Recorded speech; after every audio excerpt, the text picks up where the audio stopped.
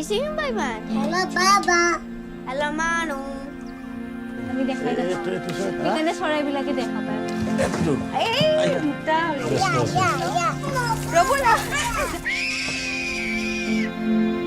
পায় good morning স্নোৱাইট ধুনীয়া লাগিছে দেই দেখাত ষ্টিকাৰটোৰ তাতে একো কাম নাই বিউটিফিকেশ্যনৰ কাৰণে কেমেৰাত আহি ফটো উঠাবৰ কাৰণে এইবিলাক অলপ অলপ কিবা কিবি কৰি থকা যায় কেনে হৈছে মাস্কখন লগাব তহঁতৰ ফালতু মানুহ নহয় মই ভাল মানুহ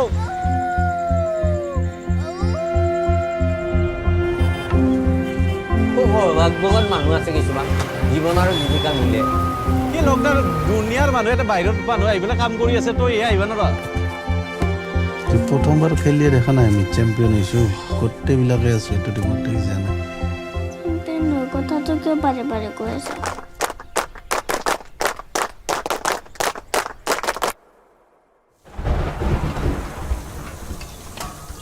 পাপাৰ লগত প্ৰথমতে খেলি আছিলা তাৰপিছত কেতিয়া কাজিয়া লাগিলা নকোৱা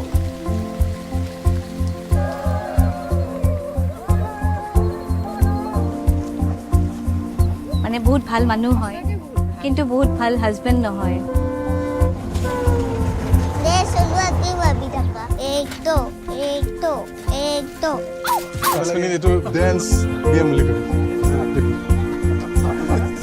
পৃথিৱী যে এখন বুলি কয় এখন নহয় যিমান মানুহ আছে সিমান কাৰণে পৃথিৱী আছে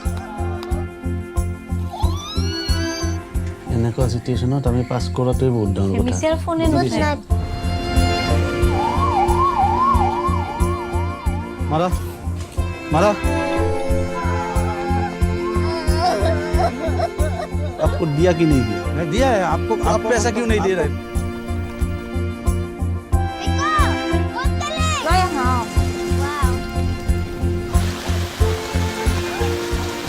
মোৰ পৰা যিটো বস্তু বেয়া পাইছিলোঁ সেইটোৱে পালোঁ ধৰ্ম সংস্কৃতি শেষ কৰি পেলাইছে আপোনালোকৰ এই সংসাৰখন আমি যে চলাই আছো লাহেকে সেইটো সমানে উঠাই লৈ যাব নোৱাৰিবও পাৰোঁ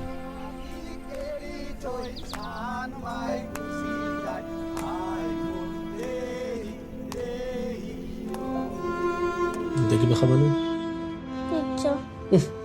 পিজ্জা হয় নহ'লে কি হটডগ भीमा दास जी आपका बहुत बहुत स्वागत है लल्लन टॉक पे धन्यवाद मैं शुरू करना चाहूंगा पथेर पांचाली के एक सीन से जिसमें दोनों बच्चे जो हैं वो अपू और दुर्गा एक मैदान में पहुंचते हैं जहां काश फूल लहरा रहे हैं सूरज सर पे खड़ा है और ट्रेन गुजर रही है काला धुआं छोड़ते हुए पहली बार वो ट्रेन देखते हैं ये सीन ग्लोबली भी फिल्म मेकर्स का बहुत फेवरेट सीन रहा है जैसे मार्टिन स्कॉर्सेज़े ने कहा है कि उनका ये फेवरेट सीन है मैं जब आपकी सारी फिल्म्स को देखता हूं तो एक जो कॉमन चीज आंख में आती है वो ये है कि वो सहलाते हैं घास को सहला रहे होते हैं पौधों के आसपास कैरेक्टर्स होते हैं नेचर को लेके जो एक रिजेम्बलेंस है मुझे तुरंत दिमाग वहां जाता है उस सीन में पथेर पंचाली के तो मैं आपसे जानना चाहूंगा कि क्या एक तो सत्यजीत रे की जो ये दृष्टि है क्या ये प्रेरणा रही है और दूसरा ये नेचर को लेके जो फिल्म्स में लगातार हम देखते हैं ये क्या है ये कहाँ से आता है ये तो बचपन से ही मैं एक गांव में पली बड़ी हूँ और मैं आपने विलेज रॉक्सेस में जो धुनु को जिस तरीके से खेलते हुए देखा आपने और पेड़ में चढ़ते हुए देखा खेतों में काम करते हुए देखा नदी में नहाते हुए तो मैंने सब कुछ किया हुआ है खुद और मैं तो मुंबई में गई थी एक्टर बनने के लिए क्योंकि बचपन में मैं जहाँ पली बड़ी हूँ वहां पे तो इस तरह का मुझे कुछ भी इस तरह का मुझे मिला नहीं कि मैं एक फिल्म मेकर आगे जाके बनूं और वो मेरा सपना भी नहीं था क्योंकि वो एक बहुत बड़ा सपना था कभी जिंदगी में मैंने सोचा नहीं था लेकिन मैं मुंबई गई थी एक्चुअली अभिनय करने के लिए तो वहां जाने के बाद जब मुझे अलग अलग तरह के फिल्में देखने के लिए मौका मिला क्योंकि मैं स्कूल से नहीं हूँ तो फिल्म देखना भी एक एक तरह के मतलब स्ट्रगल था, इतना आसान तो नहीं था। लेकिन मैंने शुरुआत में जरूर देखा, जैसे मजिद मजिदी के फिल्म चिल्ड्रन ऑफ हेवन हो, कलर्स ऑफ पैराडाइज देखने के लिए मौका मिला, और सत्यजीत रे जी के जो ये पत्थर पांचाली की बात कर रहे हो आप, देखा मैंने। और देखने के बाद वंकर वाई की फिल्म देखा, और ऐसे बर्गमैन हो, टार्कोवस्की हो, धीरे धीरे मैंने टेरेंस मलिक के फिल्म हो, तो अलग अलग लोग, कुरुश्वाग, उनकी फिल्में देखने लगे। तो मुझे पता लगा कि पहले तो ये मैंने आश्चर्य हुआ था मुझे कि इस तरीके से भी फिल्म बन सकती है, ये भी एक सिनेमा का दुनिया है। तो वो तो आ गया मेरे में, स्पॉन्टेनियसली आ गया था। और तो जब मैंने स्पेशली मजिद मजिदी की फिल्में देखी, सत्यजीत रे की फिल्म देखी, 2-3 फिल्म देखने के लिए मुझे मौका मिला था। जितना दूर याद है, पत्थर पांचाली देखा था, और और एक फिल्म है शायद चारुलता करके जो फिल्म है, इस तरह से देखा। देख के मुझे लगा कि मुझे गांव में वापस जाना चाहिए, क्योंकि वही जगह है जहां से मैंने बचपन से बहुत कुछ सीखा है। और तो वहां से ही मैं गांव में आके शुरुआत किया। और पहली फिल्म तो मेरी अंतर्दृष्टि थी उस समय में। तो मैंने कुछ स्क्रिप्ट लिख के लाई थी, मुंबई में बैठ के मैंने स्क्रिप्ट लिखा था। लेकिन विलेज रॉक्स के टाइम पे मैंने अपने आप को फिल्म के जरिए, मैंने मैं क्रिएट कर रही थी, मैं अपने आप को भी ढूंढ रही थी कि मैं इस जगह में मैं कहाँ हूँ। तो ढूंढते ढूंढते मुझे ये पता लगा कि मैं किस तरीके से नेचर के साथ मैं बचपन से जुड़ी हुई हूँ। तो मुझे ऐसा लगा, क्योंकि काफी समय तक मुंबई में रह के मैं एक यांत्रिक, जो एक उस तरह का एक वर्ल्ड है वहां पे, मेटेरियलिस्टिक, और जिस तरीके का माहौल में मैं रह के, कहीं ना कहीं मुझे लगा था कि मैं अपने जो खेत है, जो नदी है, पेड़ पौधे हैं, उनके बारे में मैं उनके साथ रहना ही भूल गई थी। तो गांव आने के बाद मेरा फिर से कनेक्शन हुआ। कनेक्शन होने के बाद, क्योंकि इतने दिन शहर में रहने के बाद, मुझे लगता है मेरे जो नदी है और गांव है उसको मैंने अलग तरीके से देखा, बहुत प्यार से देखा। और मुझे प्रकृति ने भी बहुत मुझे प्यार से देखा। तो मैंने जो क्रिएट किया वो हमारे मतलब यूनिवर्स ने भी मुझे जो दिया, और मैंने जो मांगा देखा, इस तरह से ही मुझे लगता है विलेज रॉक्स हो, बुलबुल सिंह हो, उसका उस फिल्म उस तरीके से बनाने के लिए मुझे मौका मिला। ये कौन सा टाइम था जब आपने वर्ल्ड सिनेमा देखना स्टार्ट किया था? 2009 के 2009 2009 उस समय में, उसके थोड़ा आगे से मैंने देखना शुरू किया था। और 2009 में मैंने प्रथा करके मेरी पहली शॉर्ट फिल्म गांव में ही आके बनाया था। ये आपको वर्ल्ड सिनेमा में इंट्रोड्यूस किसने किया? मतलब ये आपने खुद से किया है या फिल्म फेस्टिवल से हुआ, या किसी ने कहा कि नहीं, ये फेस्टिवल एक्चुअली मैं जाती थी पृथ्वी थिएटर। तो पृथ्वी थिएटर में मैं नाटक करने के लिए, कहीं ना कहीं जुड़ने के लिए, इतना उस हिसाब से मैं जाती थी। जाते जाते 2-3 ऐसे दोस्त बन गए थे। तो उन लोगों ने बताया कि कोई एक है वहां पे, ऐसे फिल्में उन लोग बेचते हैं, डीवीडी। तो कुछ डीवीडीज ऐसे मुझे याद है कि उस समय में डीवीडीज मुझे मिले थे। तो वो जो बंदा था वो घर घर जाता था डीवीडी लेके। तो मुझे ऐसे 3-4 फिल्में तो पहले मुझे देखने के लिए मौका मिला। और धीरे धीरे तब मैं ढूंढना शुरू किया कहाँ मिलेगा, क्या होगा। तो मुझे पता लगा कि वो फिल्म फेस्टिवल होते हैं, वहां पे दिखाते हैं। तो मैं गोवा में गई इफी में देखने के लिए, मुंबई में फिल्म फेस्टिवल में देखने गई। तो बैठ के मैं देखती थी फिल्मों को, अरे कितना बढ़िया फिल्म है, मैं बना पाऊंगी, कि एक दिन मेरी भी फिल्म क्या आएंगे। लेकिन बहुत डर था कि ये फिल्म में कितने लोग, कितने मतलब फिल्म के बाद इतना नाम आता है। मुझे तो टेक्निकलिटीज कैसे बनाते हैं कुछ पता नहीं है, लेकिन एक विश्वास था कि मैं शायद कहानी बोल पाऊंगी, मैं कहानी दिखा पाऊंगी। फिल्म देखते देखते इस तरह का एक अनुभव हो गया था, और उस अनुभव को विश्वास करके ही मैंने, उस समय भी मैं अभिनय करती थी, और अभिनय करने के समय में मुझे एक नाइजीरिया का डायरेक्टर था, एक इंस्टीट्यूट है मुंबई में, डीए करके, आई थिंक, मैं भूल गई, ठीक से याद नहीं है। तो उन्होंने एक शॉर्ट फिल्म में मुझे अभिनय करने के लिए बुलाया था, और तब मैंने ये कैमरा देखा था 5D का। इतना सा छोटा सा कैमरा है, और उसमें इतना बढ़िया उसका जो पिक्चर क्वालिटी है वो सिनेमा के जैसे अच्छा है, मतलब। तो मैंने कैसे भी करके, साहस करके, पैसा इकट्ठा करके, पहले तो मैंने वो कैमरा खरीद लिया था। तो उसके बाद ही मेरा जो यात्रा है वहां से शुरुआत हुई। छोटा छोटा मैंने ऐसे ही कुछ ना कुछ म्यूजिक वीडियो, शॉर्ट फिल्म बनाना शुरू हुआ। 2 दिन शॉर्ट फिल्म बनाया तो मेरे दिमाग में ऐसे आया कि मैं बांध नहीं पाती हूँ, छोटा नहीं होता है। मतलब मैं 5 मिनट की फिल्म बनाती हूँ तो 20 मिनट बन जाता है। तब मुझे लगा कि मैं जब एक कुछ स्टोरी, कहानी लिखती हूँ, और जब मैं शूट करने जाती हूँ, वहां पे मैंने जो लिख के जाती हूँ और चीजें दिखने लगता है मुझे। तो मैं बांध नहीं पा रही थी, तो मुझे लगा क्यों ना मैं एक मतलब फीचर फिल्म ही बना लूं।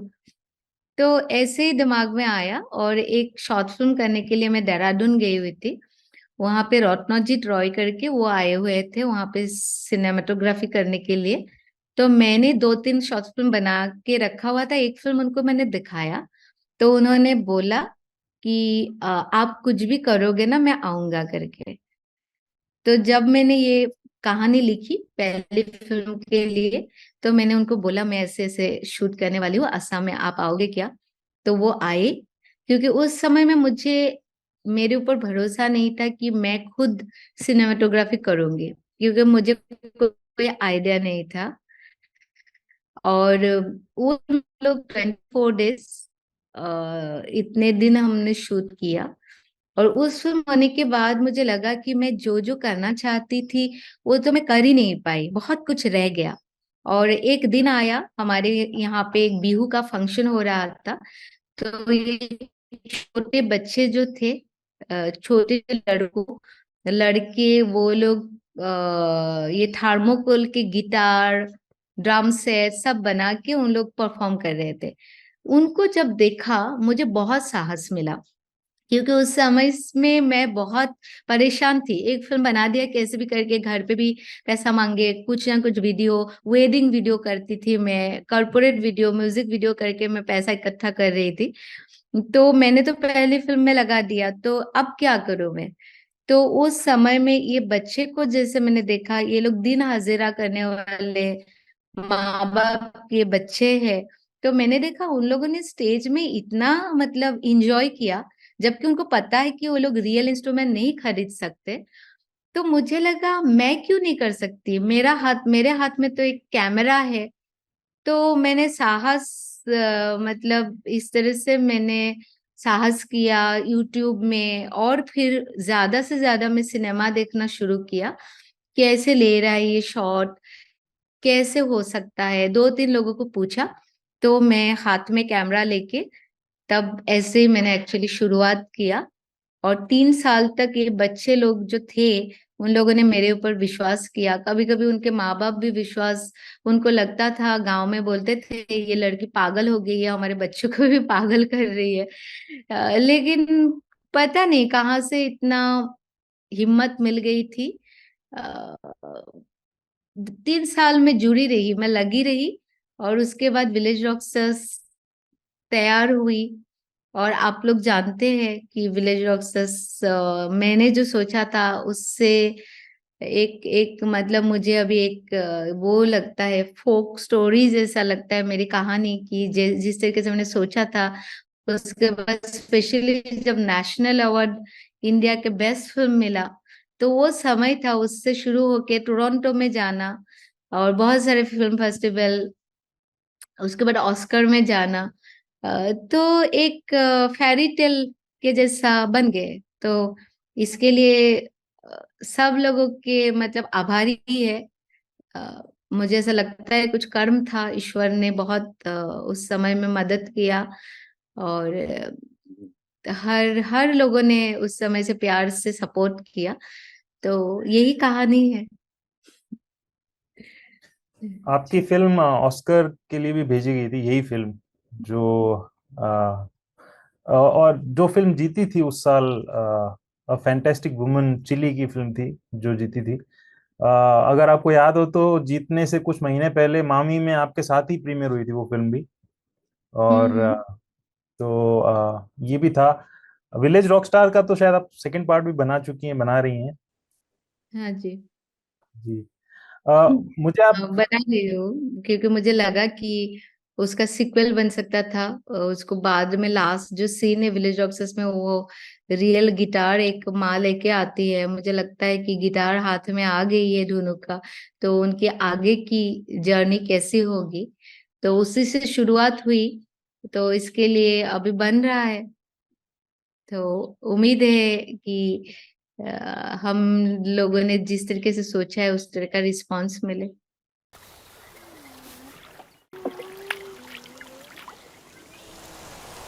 বলো মোৰ এখন সঁচা কিতাপ হ'ব। কেনেকে?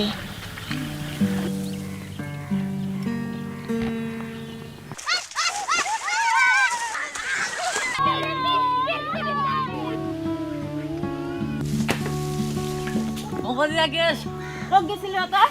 তামোল কেইটাও পাৰবা নৰা। আমি যে উঠিলো এডাল গাছৰ আধা গেছি দেখছা। মুঠুৱাৰী নোহোৱাৰ কাৰণে বানপানীতে আমাৰ দেউতা মৰছে।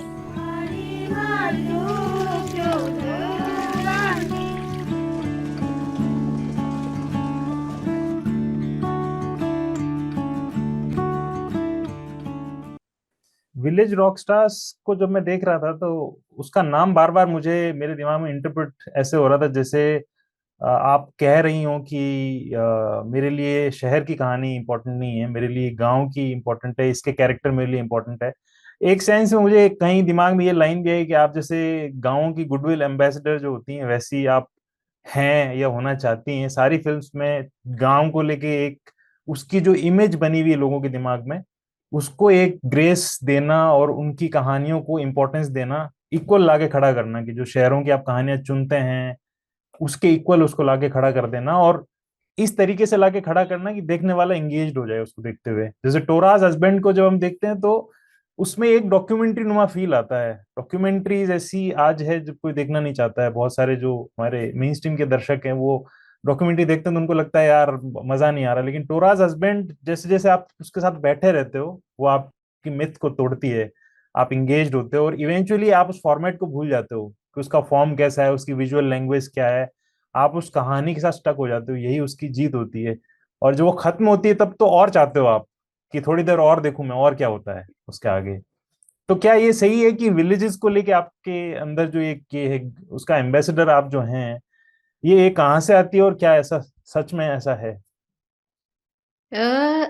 मेरे लिए ऐसा एक्चुअली नहीं है।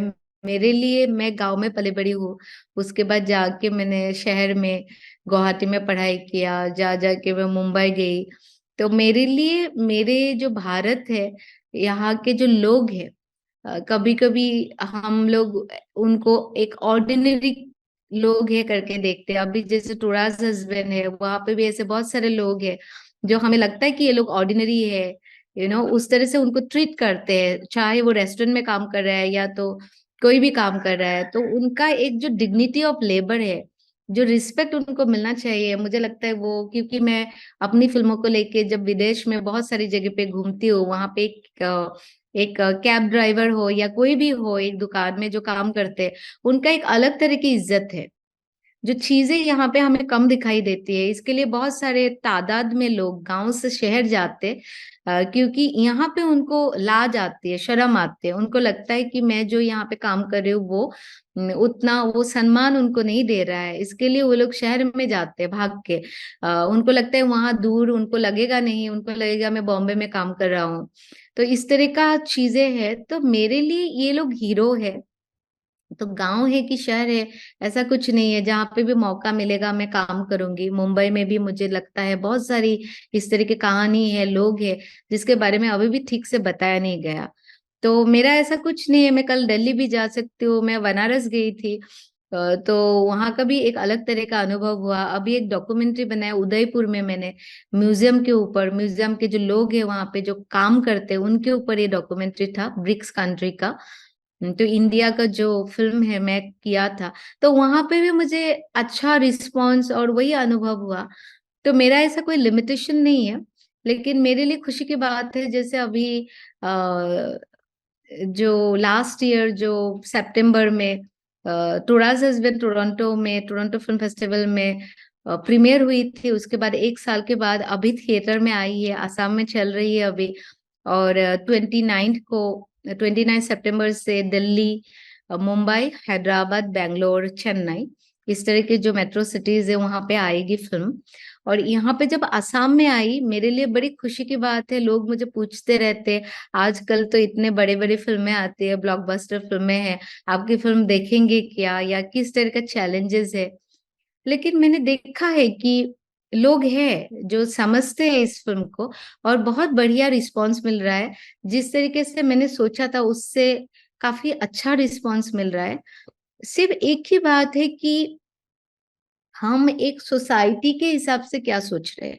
हम अपने आप को, जैसे एक कला है फिल्म बनाना, या फिल्म एक कला है, वो 7 नंबर कला है जो आर्किटेक्चर से शुरू हुआ है, और इस तरह का एक फिल्म एक कला है जहाँ पे आपके सारे जो कला है, संगीत हो, नृत्य हो, या सारी चीज वहां पे आप ला सकते हो। तो बातें ऐसी है कि मैं देख रही हूँ कि मैं यहाँ पे थिएटर में भी जाके लोगों को मिली, क्योंकि मेरे पास उतना मेरा इतना वो है नहीं कि मैं एक बड़ी फिल्म के जैसा उतना प्रमोशन करूँ, लोगों को मैं थिएटर में लाऊं। लेकिन मैंने एक बातें देखा है, हमारी फिल्म देख के बहुत सारे लोग इंस्टाग्राम हो, फेसबुक हो, कहीं पे भी लिख रहे हैं। तो ये जिन लोगों को हमारी फिल्में पसंद आ रही है, वो एक एक हमारे लिए शक्ति है। उन लोग लिख रहे हैं, 10 लोगों को पता लग रहा है। तो मेरे लिए इस तरह की संगीत हो या एक फिल्म हो, उनको जिंदा रखने के लिए, या पत्थर पांचाली जैसे फिल्मों को जिंदा रखने के लिए, क्योंकि तो एक हमें वो जो कम्युनिटी है उसको बढ़ाना पड़ेगा और स्ट्रॉन्ग करना पड़ेगा। और उसके लिए एक एक कोई बहुत काम कर सकता है। नहीं तो मुझे कभी भी लगता है कि मैं कोई ब्लॉकबस्टर या कमर्शियल फिल्म के खिलाफ नहीं हूँ, लेकिन उनके साथ कहीं ना कहीं खड़े रहने के लिए। नहीं तो मुझे लगता है, कभी कभी ऐसा लगता है और 5 साल में तो हम लोग गायब ही हो जाएंगे। मैं अभी अपने प्रोडक्शन से, क्योंकि मैं खुद सब कुछ बहुत सारा काम करती हूँ, कैमरा से लेके एडिटिंग से लेके आर्ट कॉस्ट्यूम से लेके, मैं हर एक चीजें करती हूँ। इसकी वजह से मैं आज फ्लाइंग रिवर फिल्म्स जो हमारे प्रोडक्शन है, उससे हमने 5 फिल्में अभी तक बनाई, क्योंकि मैं खुद प्रोड्यूसर हूँ और मैं खुद कैमरा उठा के चली जाती हूँ। लेकिन आप सोचिए, जो इस तरह के फिल्म मेकर है, जो लोग ऐसा नहीं कर सकते, उन लोग क्या करेंगे? उन लोगों को कहाँ से पैसा मिलेगा? तो इसकी वजह से हमें लोगों की सपोर्ट की जरूरत है, और ये कम्युनिटी बढ़ाने के लिए कि ये खत्म ना हो जाए, मुझे लगता है हर एक इंसान, जो लोग हमारी तरह से फिल्म पसंद करते, उनका एक कर्तव्य है कि इसको आगे बढ़ाए, वो कम्युनिटी को आगे बढ़ाए। और उसके साथ साथ जब मैं फेस्टिवल में घूम रही थी, हमारे स्पेशली आउट ऑफ इंडिया, तो वहां पे बहुत सारे फिल्म फेस्टिवल होते हैं जो बच्चों के लिए है, और जो ये जो हमारे यूथ है, चिल्ड्रन और यूथ के लिए फेस्टिवल है, जहाँ पे उनको खुद को, उनको भी फिल्म बनाने के लिए मौका देते हैं, उनको अच्छी फिल्में देखने के लिए मौका देते हैं। तो उससे क्या होता है, बचपन से मैंने देखा 4 साल की बच्चे लोग लंदन में, पेरिस में, ग्रीस में, उन लोगों को माँ बाप ने विलेज रॉक्सर्स देखने के लिए लेके आए। तो उस समय से ही उनका एक टेस्ट डेवलप किया गया है, जिसकी वजह से हम इंडिया में भी इस तरह से एफर्ट लगा सकते हैं। तो इस तरह की फिल्में 10 साल के बाद देखने के लिए एक बड़ी तादाद में बच्चे हो या उस जो एक नए प्रजन्म आ है, वो लोग आएंगे, मुझे ऐसा लगता है। और मुझे लगता है कि रीमा दास जैसे आज मैं एक हूँ, जैसे आप आज भी सत्यजीत रे की बात कर रहे हैं उनके जाने के बाद भी, तो मैं तो एक इंसान हूँ। कल हम लोग, मैं कितने दिन तक कितने फिल्म बनाऊंगी और मैं कब तक रहूंगी, वो हम नहीं बता सकते। लेकिन जो सत्यजीत रे की आइडिया है और मेरा जो सक्सेस है, लोग जब मुझे पूछते हैं कि आपको कैसा लगता है, क्या आपका सक्सेस है, मेरा सबसे बड़ा सक्सेस है, मुझे लगता है, जो विलेज रॉक्सर्स एक छोटा सा कैमरा में बनी हुई थी, और जब वो ऑस्कर गई या बेस्ट फिल्म मिला और पूरी वर्ल्ड में 80 फिल्म फेस्टिवल इतने करीब घूमे, ओटीटी में आए, अवार्ड मिले, जो भी हुआ उसकी वजह से बड़ी तादाद में मुझे जो नए फिल्म मेकर है वो मुझे इंस्टा हो, मेल में हो, फेसबुक में, फोन कॉल में, मैसेज में वो लोग ये लिखते रहते हैं कि उससे विलेज रॉक्सर्स से उनको हिम्मत मिली है उनके अपनी फिल्म बनाने के लिए, कि उनको ये पता लगा है कि छोटा कैमरा और मोबाइल में भी फिल्म बना के आगे बढ़ सकते हैं, अपने सपने को पूरा कर सकते हैं। तो मेरे लिए वही मेरा सबसे बड़ा सक्सेस है, और विलेज रॉक्सर्स का। लेकिन हर कोई, किसी को एक फिल्म, जो प्रोड्यूसर के ऊपर डिपेंड करके उन लोग फिल्म बनाते हैं, उनको सपोर्ट करने के लिए मुझे लगता है एज ए कम्युनिटी हम लोगों को काम करना है, और बच्चे को, चिल्ड्रन हो और यूथ को एक टेस्ट डेवलप करवाना है हमें। क्योंकि आज हमें नहीं देखना है, ऐसा एक टाइम आएगा, क्योंकि पहले हॉलीवुड ब्लॉकबस्टर हो या अभी इंडिया, पहले से बॉलीवुड थे, अभी साउथ इंडिया हो, हर एक जगह पे इस तरह की फिल्में बना रही है। इट्स अ गुड थिंग, अच्छी बात है। लेकिन आप लोग अभी भी विलेज रॉक्सर्स पसंद करते हो, अभी भी आप सत्यजीत रे के पत्थर पांचाली को घूम के देखते हो, तो ऐसे फिल्में देखना चाहते हो आप लोग, तो हम लोगों को उस तरह का एक सपोर्ट मिलना और एक कम्युनिटी हिसाब से ग्रो करना बहुत जरूरी है। जी आपने, बहुत बात कर रही हूँ, नहीं नहीं, लेकिन बिल्कुल। मैं कैसे बताऊं आपको, मतलब आप देखिए कि कितना हमने विलेज रॉक्सर्स बनाया, बुलबुल कैन सिंग बनाया, इतना सक्सेस होने के बाद भी टुडास हस्बैंड के लिए मैं देख रही हूँ कि हर जगह पे कितना स्ट्रगल करना पड़ता है। कभी कभी मुझे लगता है कि और लोग, बहुत सारे लोग कभी कभी भूल भी जाते हैं। तो मुझे ऐसा लगता है कि अ, कैसे हम लोग सरवाइव कर सकते हैं, क्योंकि आप लोगों को लगता है कि हम लोग कुछ हिसाब से सोसाइटी को कंट्रीब्यूट कर रहे हैं, तो ये मेरा फिल्म नहीं है, ये आप लोगों का भी फिल्म है। जब वो आएगा ना अपनापन, कि ये हमारी सिर्फ रीमा दास की फिल्म नहीं है, ये फिल्म एक्चुअली हमारी फिल्म है, आई थिंक वो अनुभव होगा, तो हम लोग जिंदा रहेंगे, ये मुझे लगता है। जी आपने उदयपुर वाली डॉक्यूमेंट्री का जिक्र किया तो मुझे याद आई, वर्नर हर्जॉग ने भी एक बार डॉक्यूमेंट्री बनाई थी उदयपुर में आके, कल्चरल कंजर्वेशन पे फिल्म थी वो। हम्म। और तो मुझे वो याद आया। आप जो बात कह रही, मैं एग्री करता हूँ उससे, क्योंकि जो आज से 8-9 साल पहले इंडिपेंडेंट सिनेमा को लेके जो एक मूवमेंट टाइप था, सपोर्ट मूवमेंट जो था, जैसे ब्लॉग्स थे, वेबसाइट्स थी जो लगातार अपडेट देती रहती थी कि ये फिल्म आ हम्म। रही है, ये उस फेस्टिवल में गई, अब वो वेबसाइट भी बंद हो चुकी हैं। और अब इंडिपेंडेंट सिनेमा को दिमाग में खोजने के लिए एफर्ट लगाना पड़ता है कि कौन सी इंडी फिल्म थी, कौन सी नहीं थी।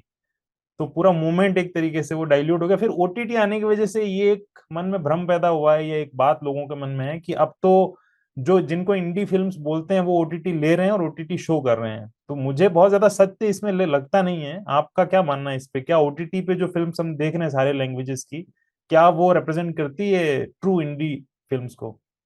हर एक फिल्म को तो नहीं, हर एक फिल्म तो नहीं करते हैं, लेकिन फिर भी हमारे लिए जैसे नेटफ्लिक्स में अभी बुलबुल कैन सिंग और विलेज रॉक्सेस है, क्योंकि थिएटर में हमारा तो फिल्में ज्यादा से ज्यादा 2 हफ्ते टिकते हैं, और आजकल तो ऐसा हो गया है हर हफ्ते बड़ी फिल्में आती है। तो हमारे लिए अभी भी मेरे यहाँ पे विलेज रॉक्सेस हमारा एक एक थिएटर में 4 4 स्क्रीनिंग हुआ करते थे। अभी हमें मुश्किल से एक कहीं पे स्क्रीनिंग मिल रहा है, और उसके लिए भी हमें डिमांड क्रिएट करना पड़ता है। नो, डिमांड होगा तो सप्लाई होगा, डिमांड होगे तो आएंगे, लेकिन डिमांड के लिए तो ऐसा प्रचार करना चाहिए। उस तरह का मार्केटिंग स्ट्रेटेजी हमारे पास नहीं है, उस तरह का वो होता नहीं है हमारे पास। तो डेफिनेटली मैं ये कहना चाहूंगी कि ओटीटी में अभी मेरी ये 2 फिल्म है, और ये टोराज हस्बैंड भी अभी ओटीटी में जाता है, तो एक लॉन्ग टाइम के लिए हमें तो हेल्प होता ही है। लेकिन उन लोगों का भी एक अपना बिजनेस स्ट्रेटेजी होता है।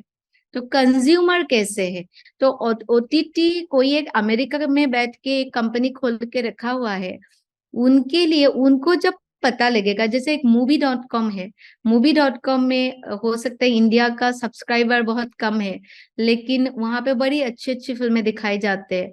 तो अभी कंज्यूमर पैदा करना पड़ेगा। हमारे यहाँ से उस तरह का कंज्यूमर हम लोग पैदा करेंगे तो उन लोग जरूर फिल्में दिखाएंगे, लेकिन हमारे कंज्यूमर ऐसे पैदा होंगे कि उनको ये फिल्में देखते ही नहीं है, तो उन लोगों का तो एक बिजनेस स्ट्रेटेजी, वो लोग नहीं ये करेंगे। उन लोगों ने जब शुरुआत किया, नेटफ्लिक्स हो अमेजन हो, उन लोगों ने तो स्टार्ट यहाँ पे किया इंडिया में इंडिपेंडेंट फिल्म से, ज्यादा तक उस समय में शुरुआत किया। लेकिन धीरे धीरे हमारे लोगों ने किस तरह का कंटेंट देना शुरू किया, उसके ऊपर मार्केट डिपेंड करते हैं। उन लोग तो यहाँ आप जो बोलोगे वो लोग सुनेंगे, इस तरह की भी बातें होती है। तो इसके लिए हमें करना पड़ेगा, वो एफर्ट्स लगाना पड़ेगा कि इस तरह के मार्केट में, अभी तो मैंने सुना हुआ है कि कुछ इन ओटीटी प्लेटफॉर्म में उन लोगों ने बताया है कि पहले फिल्म को थिएट्रिकल रिलीज करो, उसके बाद हमारे पास आओ। तो वो जो डिमांड है, हम एज ए होल कम्युनिटी, इतने जल्दी तो नहीं होगा, लेकिन 10 साल में इस तरह का एक टेस्ट डेवलप करके इस तरह का एक ऑडियंस हम लोग क्रिएट कर सकते हैं। तो डेफिनेटली उसका डिमांड भी ओटीटी में रहेगा, और उन लोग डेफिनेटली लेते रहेंगे इस तरह की फिल्में।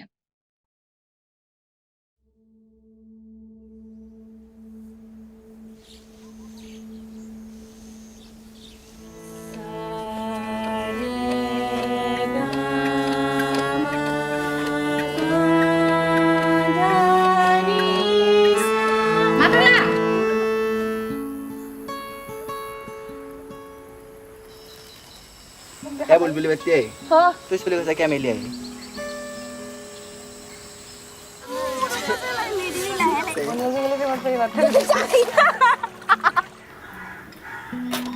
কবিতা কেনেকৈ লিখে? বেছিকৈ ভাল পালে কবিতা লিখে।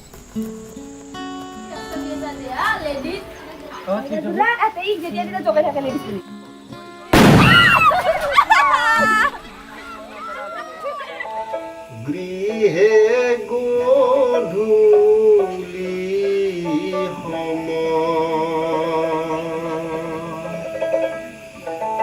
সময় গোপাল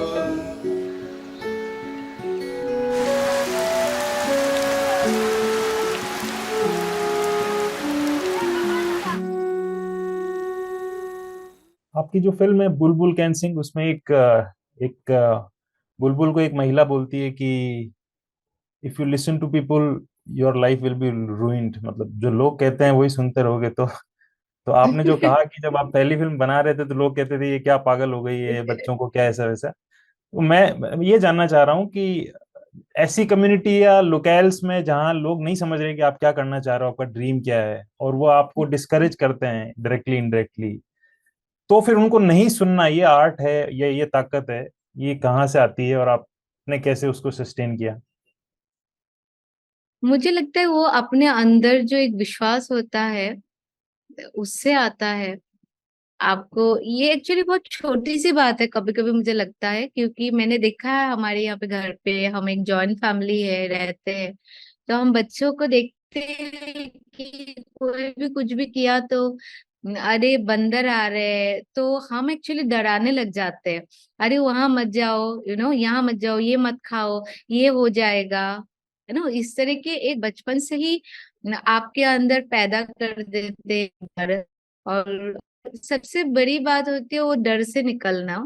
मुझे ऐसा लगता है जो अपने अंदर डर है और वो आपके अपने जो जीवन के अनुभव है उससे भी आती है। मेरा कैसे हुआ, मैं तो अभिनय करने के लिए, मैं, मेरे फादर है जो वो तो टीचर है, तो हमारे घर पे प्रिंटिंग प्रेस था, किताब के दुकान थे, तो मैं तो ऐसे पली बड़ी हुई हूँ। तो उन लोग चाहते थे कि मैं प्रोफेसर बनूं, तो मैं पढ़ी, नेट वेट क्लियर किया मैंने, उसके बाद मैं अभिनय करने के लिए गई, क्योंकि मेरे में था कि मुझे अभिनय करना है। तो मेरे पेरेंट्स ने भी रोका, मेरे टीचर ने भी बोला, तभी भी बोला कि तुम पागल हो गई हो, तुम्हें जॉब करना चाहिए, एक्टिंग भी करो। लेकिन कहीं ना कहीं मुझे लगा कि मैं एक काम ही ठीक से करना चाहूंगी। और जब मैं तो मेरी जर्नी भी डिफिकल्ट थी, क्योंकि जॉब नहीं किया मैंने, उसके बाद मैं अभिनय करने की वो भी नहीं ठीक से कर पाई। उसके बाद जब फिल्म बनाने के लिए आई मैं, तो मुझे ये पता लगा था कि लोग तो बोलेंगे ही कि क्या कर रहे हो करके, ये सही नहीं कर रहे हो करके। लेकिन जब मैं वो फिल्म की दुनिया देखा, मैंने मैंने जब फिल्म देखना शुरू किया, तो अंदर एक ऐसा मेरा पैदा हो गया था कि मैं कर सकती हूँ। तो इसकी वजह से दुख तो हुआ, मैं भी कभी कभी रुक गई थी, एक डर सा, हेजिटेशन था, और ये भी था कि मैं जो कर रही हूँ मैं सही कर रही हूँ क्या, क्योंकि एक फिल्म में इतने लोग होते हैं, पता नहीं क्या क्या तरीका अपनाते हैं, मैं एडिटिंग सही कर रही हूँ क्या, मैं ठीक से ले रही हूँ क्या, तो इस तरह से बहुत डाउट थे। लेकिन धीरे धीरे वो जब विलेज रॉक्सेस बनाई या पहली फिल्म बनाई, वो हिम्मत बढ़ते रहे, एक जो आत्मविश्वास है वो मतलब बढ़ती रही। और एक जिंदगी के कुछ समय आता है कि आप बिल्कुल टूट जाते हो। नेट वेट क्लियर करके जब मैं गई थी, एक आसाम से मैं गई थी, एक अलग माहौल से गई थी, हमारे यहाँ के कल्चर अलग है, तो मुंबई में जाके एक अलग ही दुनिया में पहुंच गई। इस तरह की चीजें भी करना पड़ा जो चीज मेरे दिल से पसंद नहीं था। मेकअप लगा के हर हर समय मेकअप लगा के घूमती थी, बालों में कलर करके घूमती थी, लोग बोलते थे तुम्हारा हाइट कम है, तो बिना एक हील वाले चप्पल पहन के मैं घूमना नहीं पसंद करती थी। तो पूरी तरह से आत्मविश्वास टूट गई। लेकिन जब मैंने वर्ल्ड सिनेमा देखना शुरू किया, पता नहीं कहाँ से मैं अपने आप को फिर से पहचानने लगी। तो मुझे लगा कि मैं जो रीमा हूँ, वहां ही मुझे, उसी से ही मुझे कुछ करना चाहिए, क्योंकि वो रीमा बन के ही मैं जो करती थी पहले, कॉलेज में हो या स्कूल में हो, उसी से मुझे सक्सेस मिला था। तो मैं अपने आप को परखने लग गई धीरे धीरे। तो मुझे लगा कि कोई भी बोले, मेरे घर वाले हो बाहर है, हालांकि मेरे घर वाले बहुत सपोर्ट किया, उनके उनके जो आंखों में मुझे वो संदेह दिखता था कि विश्वास नहीं है उनमें, लेकिन उन लोगों ने सपोर्ट किया। उन लोगों ने, मैंने ऐसे नहीं बोला कि तुम अन्य लोगों के खाना बना, मेरे भाई ने अपने गाड़ी दिया। तो वो लोग मुझे बोलते भी थे पता नहीं तुम क्या कर रहे हो, अपनी जिंदगी खराब कर रहे हो, लेकिन फिर भी उन लोगों ने एक अलग तरह से सपोर्ट किया। और मैंने वही बोला आपको, एक समय होता है जिंदगी में जो आप पूरी तरह से टूट जाते हो। तो दो ही रास्ता होता है कि आप पूरा ही टूट जाओ, अंधेरे में घुस जाओ, या तो आप रोशनी कहाँ है ढूंढने के लिए पूरी तरह से मेहनत किया। तो स्टीव जॉब ने बोला था कि जब आपको पता लगता है कि ये सपना है, ये आपका काम है, तो आपको नींद नहीं आती है नेक्स्ट डे के लिए। तो मेरे साथ भी ऐसा हुआ, जब फिल्म बनाना शुरू किया मुझे नींद नहीं आती थी, जहां पे भी मैं जाती थी सिर्फ मुझे वो स्टोरी, उसके इमेज ही मतलब दिमाग में घूमते थे। तो मुझे ऐसा लगा था कि ऐसा हो रहा है, तो अभिनय जब कर रही थी ऐसा नहीं हो रहा था। तो मुझे लगा कि ये हो रहा है। तो मैंने बहुत मेहनत किया, मैंने जितना हो सकता है, 3 साल जब मैं विलेज रॉक्स पे काम कर रही थी, तब मैंने ऐसे सोचा था उस दिन मैं रुकूंगी जिस दिन मुझे लगेगा बस रीमा हो गया, तब तक मैं काम करूंगी। तो बहुत बार ऐसा हो गया कि और नहीं कर सकती हूँ, मैं थक गई हूँ। एक दो दोस्त को बिना कोई समझने वाले नहीं थे, तो मैं अपने आप से बात करती थी, दो रीमा बन के बात करती थी कि नहीं रीमा, मतलब करो, थोड़ी देर और थोड़ी देर। तो आज मुझे बहुत खुशी होती है कि जो मैंने मेहनत लगाई वो 3 साल, उसी को लेके आज मैं यहाँ तक आगे बढ़ रही हूँ। तो अ, यही बात है कि मैं हमेशा ही अपने आप को पूछती हूँ कि मैं क्यों आई हूँ ये दुनिया में, और ये कर्म मुझे भगवान ने दिया है, तो वो कर्म कैसे किया जा सकता है।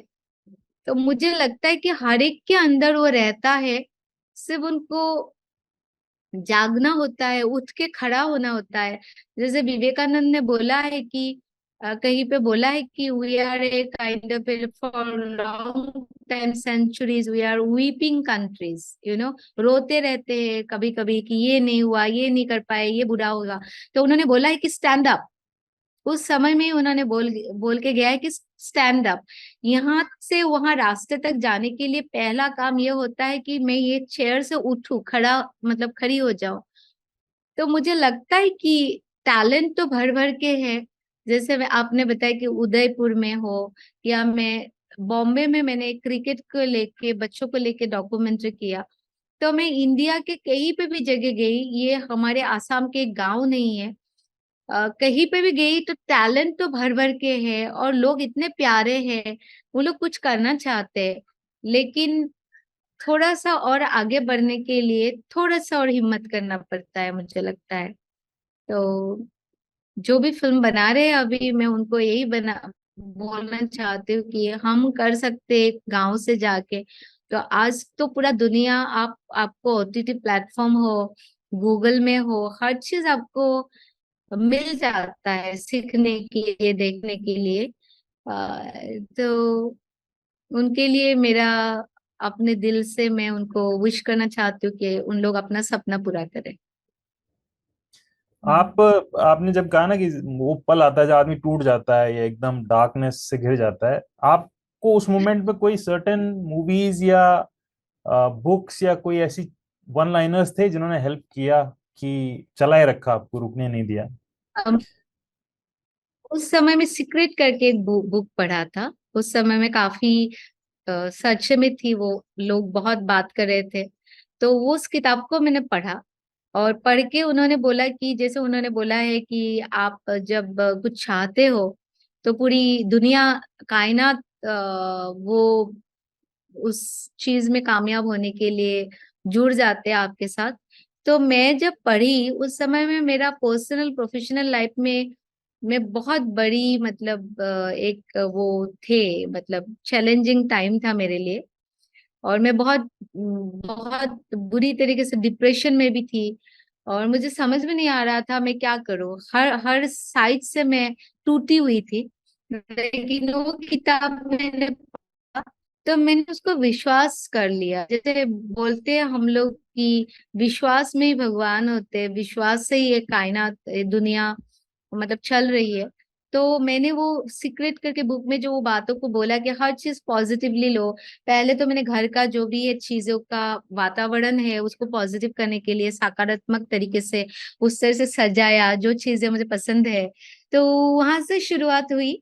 और मैं आके, एक मंत्र था उस समय में, एक उनके साथ में काउंसलिंग के लिए गई थी, राजीव नायडू करके। तो उन्होंने मुझे एक मंत्र सिखाया था कि ये जो दुनिया है, ये ब्रह्मांड है, वहां पे मैं हूँ और ये ब्रह्मांड हमारे अंदर है।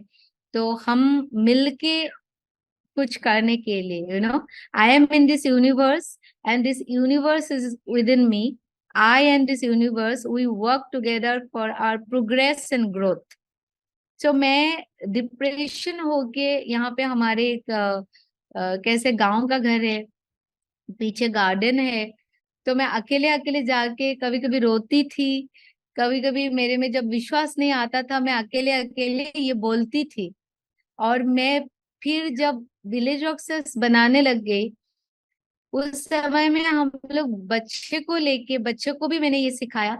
तो हम लोग फील्ड में, खेत में जाके, कभी नदी के किनारे हम लोग साथ में ये बोलते थे। मैंने उनको सिखाया कि ऐसे बोलना है, तो उन लोग भी बड़े बड़े प्यार से बोलते थे। तो मुझे लगता है ये शुरुआत में यही सब चीजें हेल्प किया। और कोई भी एक अच्छा गाना सुनती थी, और आई मीन जो भी मैंने देखा, फिल्में देखा, तो इस तरह से हिम्मत मिलती रहती थी। मुझे आप बताना चाहेंगी कि जब आप बॉम्बे में अभिनय करने गई थी तो कौन से सीरियल्स या फिल्म्स अटेम्प्ट की थी आपने, ऑडिशंस दिए थे जिसमें हुआ या नहीं हुआ, ताकि हम ट्रेस कर सकें कि अच्छा इससे कनेक्टेड है हम वो तो उनसे। अलग से तरीका थे वहां पे। मुझे कोई ऐसा बड़ी कोई रोल तो मिला नहीं। सीआईडी वगैरह ऐसा कुछ था, कुछ छोटा छोटा रोल मिलते थे, तो घर वाले बोलते थे तू उधर मर क्यों जाती है, ऐसा छोटा सा रोल होता था, उसका डेथ हो जाता था। 2-3 ऐसा एपिसोड किया, हर बार में मर जाती थी। तो मम्मी बोला तू ऐसे मर जाती है, यहाँ के जो तुम्हारे रिलेटिव्स है वो भी पूछते हैं वो क्यों हर बार मर जाती है। मैंने बोला वो इस तरह का है सीरियल, ऐसा ही रोल मिला, मतलब मेन लीड तो मुझे मिला नहीं। एक कोई प्रोडक्शन हाउस था, तो मनाली लेके गए हैं मुझे, दिवाली का टाइम है, और मनाली लेके गए, और मुझे बोला लीड रोल है। 2 दिन 2 ट्रेन, चंडीगढ़ पहुंच के ऐसे ऐसे करके मनाली पहुंच गई। 3 दिन लगा होगा। जाने के बाद एक दिन रुकी, नेक्स्ट डे शायद उन लोगों ने बोला कि हमें यहाँ पे कोई मिल रहा है, वो लीड रोल करेगी, आपको ये रोल करना है। और मैं तो बड़ा दुख था मुझे, मैंने बोला उनको नहीं, मुझे ये रोल नहीं करना है। और मैं अटक गई इस जिद से कि मैं ये रोल करने के बॉम्बे से आई हूँ और मुझे यही रोल करना है। तो उन लोगों ने, सारे लोगों ने मेरे से बातें करना बंद कर दिया। और मैं जैसे वैसे करके थी। एक एक्टर था कोई नेपाल से, ये कहीं से, उनका शायद वो पहाड़ी ऐसा लुक वाला कुछ स्टोरी था। तो वो बंदा सिर्फ मुझे याद है कि उन्होंने बात किया। उसके बाद जब मैं वापस आई बॉम्बे, दिवाली का वक्त था, अभी भी मेरी दिमाग में याद रह गई। तो उन लोगों ने, किसी ने भी मेरे से बात नहीं किया। तो ये एक एग्जाम्पल है। ऐसा बहुत सारी चीजें हमने बॉम्बे में फेस किया। मेकअप लगा के बैठ के शाम को बोलते कि नहीं, आपका शूट नहीं होगा, आप जा सकते हैं। तो पता नहीं आपने क्या पूछा था मुझे। तो बहुत अभी तो मुझे लगता है जब इंटरनेट आ गया और बहुत काफी सारी चीजें बदल गई है, लेकिन उस समय तो हमें बहुत दिक्कत हुई थी। और हमें तो उस समय में बोलेंगे कि ये मजबात है, या ये डायरेक्टर है, या वो डायरेक्टर है, तो हम मान जाते थे, क्योंकि इतने ऐसे छोटे छोटे करके प्रोडक्शन हाउस थे वहां पे। ऐसे ये फिल्म किया है करके शाहरुख खान का, कभी अक्षय कुमार का, ऐसे पोस्टर लगा के रखते हैं। और हमें तो ये भी पता नहीं था कि सही में ये प्रोड्यूसर इसका है कि नहीं। धीरे धीरे पता लगने लगा। और तब तक तो मैं डिप्रेशन में ही गई थी पूरी तरह से। एक कल्चरल शॉक मिल गया था। और मैं ऐसा नहीं बोलना चाहूंगी कि मैं मुंबई के जो है इंडस्ट्री में पूरी तरह के उनको दोष देना चाहूंगी, ऐसी बात भी नहीं है। क्योंकि बहुत सारे लोग ऐसे हैं कि हिम्मत करके आगे बढ़े, बहुत कठिनाई के देखते हुए भी उन लोग आगे बढ़ के सक्सेस हुए। और मुझे ऐसा लगता है कि क्योंकि मेरी हिंदी बहुत खराब थी, पता नहीं आज आपके साथ मैं बात कर रही हूँ हिंदी में, आपको क्या लग रहा है मेरी हिंदी के बारे में। लेकिन मैं बॉम्बे गई थी तो उस समय मैं चाय को साई बोलती थी। तो मैं बहुत नर्वस हो गई थी। तो मुझे लगता ये भी है कि मैं भी खुद से इतना तैयार नहीं थी। तो कोई भी नॉर्थ ईस्ट से या कोई भी इस तरह से गांव में उठ के बच्चे जाते हैं, तो मुझे ये लगता है पहले तो अपना तैयारी से जाओ, एटलीस्ट अपने में विश्वास रहे। मेरे में लेकिन इतना विश्वास नहीं था। मैं मतलब कॉलेज में, स्कूल में बेस्ट एक्ट्रेस हुआ करती थी और वही उम्मीद से गई थी। लेकिन वहां जाके मुझे पता लगा कि हिंदी में तो इजाजत बोलना है, जरूरत बोलना है। तो मैं डर गई थी बहुत। आज मैं आपसे बात कर रही हूँ, पता नहीं मैं ऑडिशन में किस तरह से बात करती थी। तो दोनों ही तरह से मैं बोलना चाहूंगी कि खुद को तैयार करके जाइए। और इतना आसान नहीं है बॉम्बे में कुछ बनना। और अपने सपने को उधर साकार करना है तो तैयार होके जाइए। आप सीआईडी के एपिसोड्स आपने कुछ किए हैं ना, जिसमें आपको मार देते थे 2 दिन में? और कहीं ना कोई किया था, छोटा मोटा कुछ ना किया था, कुछ याद है कुछ नहीं है। अभी ठीक है, लाइक कौन लेकिन जानता है कि अगर वो एक्ट्रेस डिप्रेस्ड रहने देती अपने आप को, तो फिर वो नेशनल अवार्ड्स रिसीव कर रही नहीं होती, इतने इंटरनेशनल फिल्म फेस्टिवल्स की जूरीज में नहीं जा रही होती, ऑस्कर में उसकी फिल्म नहीं जा रही होती। इंडिया के प्रोमिनेंट ऑथेंटिक फिल्म मेकर्स की जो लीग है आज, उस फ्रंट लाइन में जो नाम आता है उसमें आपका नाम आता है। ये सब नहीं आ रहा होता अगर आप डिप्रेशन के आगे घुटने टेक देती तो ये मतलब अपना आप एक लंबा इंटरव्यू इसी पे हो सकता है कि आखिर इन चीजों से कैसे बचा जाता है, क्योंकि बॉम्बे में बहुत सी दुकानें खुली रहती है, वो धोखे देने के लिए बैठे होते हैं नए एक्टर्स को, और एक्टर्स बेचारे मान लेते हैं तो वो उनकी लाइफ तबाह हो जाती है पूरे तरीके से। पर आप उन सब से बची तो आप ये हम एक बच्चे सवाल। नहीं, हम बच्चे नहीं एक्चुअली, हम भी हाँ, टूट गए थे, लेकिन कहीं ना कहीं थे एक रोशनी कहीं ना कहीं। और धीरे धीरे जब ये सीक्रेट पढ़ा और लोगों को मिलने लगी, विलेज रॉक्सर्स के बच्चों को मिलने लगी, प्रकृति के साथ रहने लगी, तो धीरे धीरे मुझे ये पता लगा, मैं उनको देखने लगी जिनके पास कुछ नहीं है, फिर भी लाइफ को सेलिब्रेट करते हैं, मैं उनको देखने लगी। और मुझे ये पता लगा था धीरे धीरे, क्योंकि एक अंदर एक जो है ना गुस्सा पैदा हो गया था, नो, खुद के ऊपर, दूसरे के ऊपर। लेकिन धीरे धीरे प्रकृति के साथ रह के मैंने ये सीखा कि मैं अंदर गुस्सा लाऊंगी तो मैं जो क्रिएट करूंगी वो भी गुस्से में भर के ही आएगा। तो मैंने अपने आप को ठीक किया कि प्यार ही है जो एक हर चीज को खत्म कर सकता है। तो मैं, आपने जैसे बोला कि अपने आप में जो कोई भी हो, और अपने मिस्टेक को जो आपको लगता है मेरी गलती है उसको ले लेना, ये खुद का है आपका। जैसे मैंने आपको कि मेरी हिंदी अच्छी नहीं थी तो मैं दूसरे को ही दोष देती रहूं, और ऐसे अंदर में एक बिटरनेस पैदा करूं कि कि ये लोग खराब है, ये दुनिया खराब है। जैसे मंटो ने बोला है कि दुनिया के बुराई, हम बुरे नहीं है लेकिन दुनिया के बुराई आ जाते हैं कहीं ना कहीं। मैं शायद, मुझे लगता है कि अ, दुनिया एक्चुअली मेरे लिए अभी भी बहुत अच्छे हैं, लोग बहुत अच्छे हैं, और अंदर वो बिटरनेस नहीं आने देना है। तो हम लोग एक खूबसूरत दुनिया बना सकते हैं। मैं अपोलोजाइज करती हूँ, मैंने आपको टोका। ज्यादा बोलती रहती हूँ मैं। हाँ, नहीं बताइए एक्चुअली प्लीज। एक आपको लेके इमेज ये भी कि आप बहुत कम बोलती हैं इंटरव्यूज में, आराम से हाँ, छोटा पता जवाब नहीं देती हैं। क्यों इतना।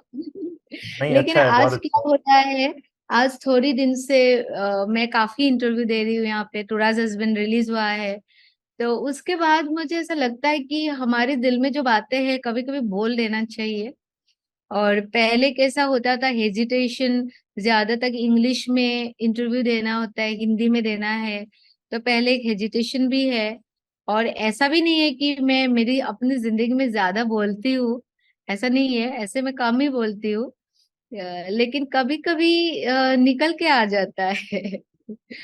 और मुझे अच्छा लगेगा कि मैं ज्यादा बोल रही हूँ। आपको कैसा लग रहा है मैं ज्यादा बोल रही हूँ?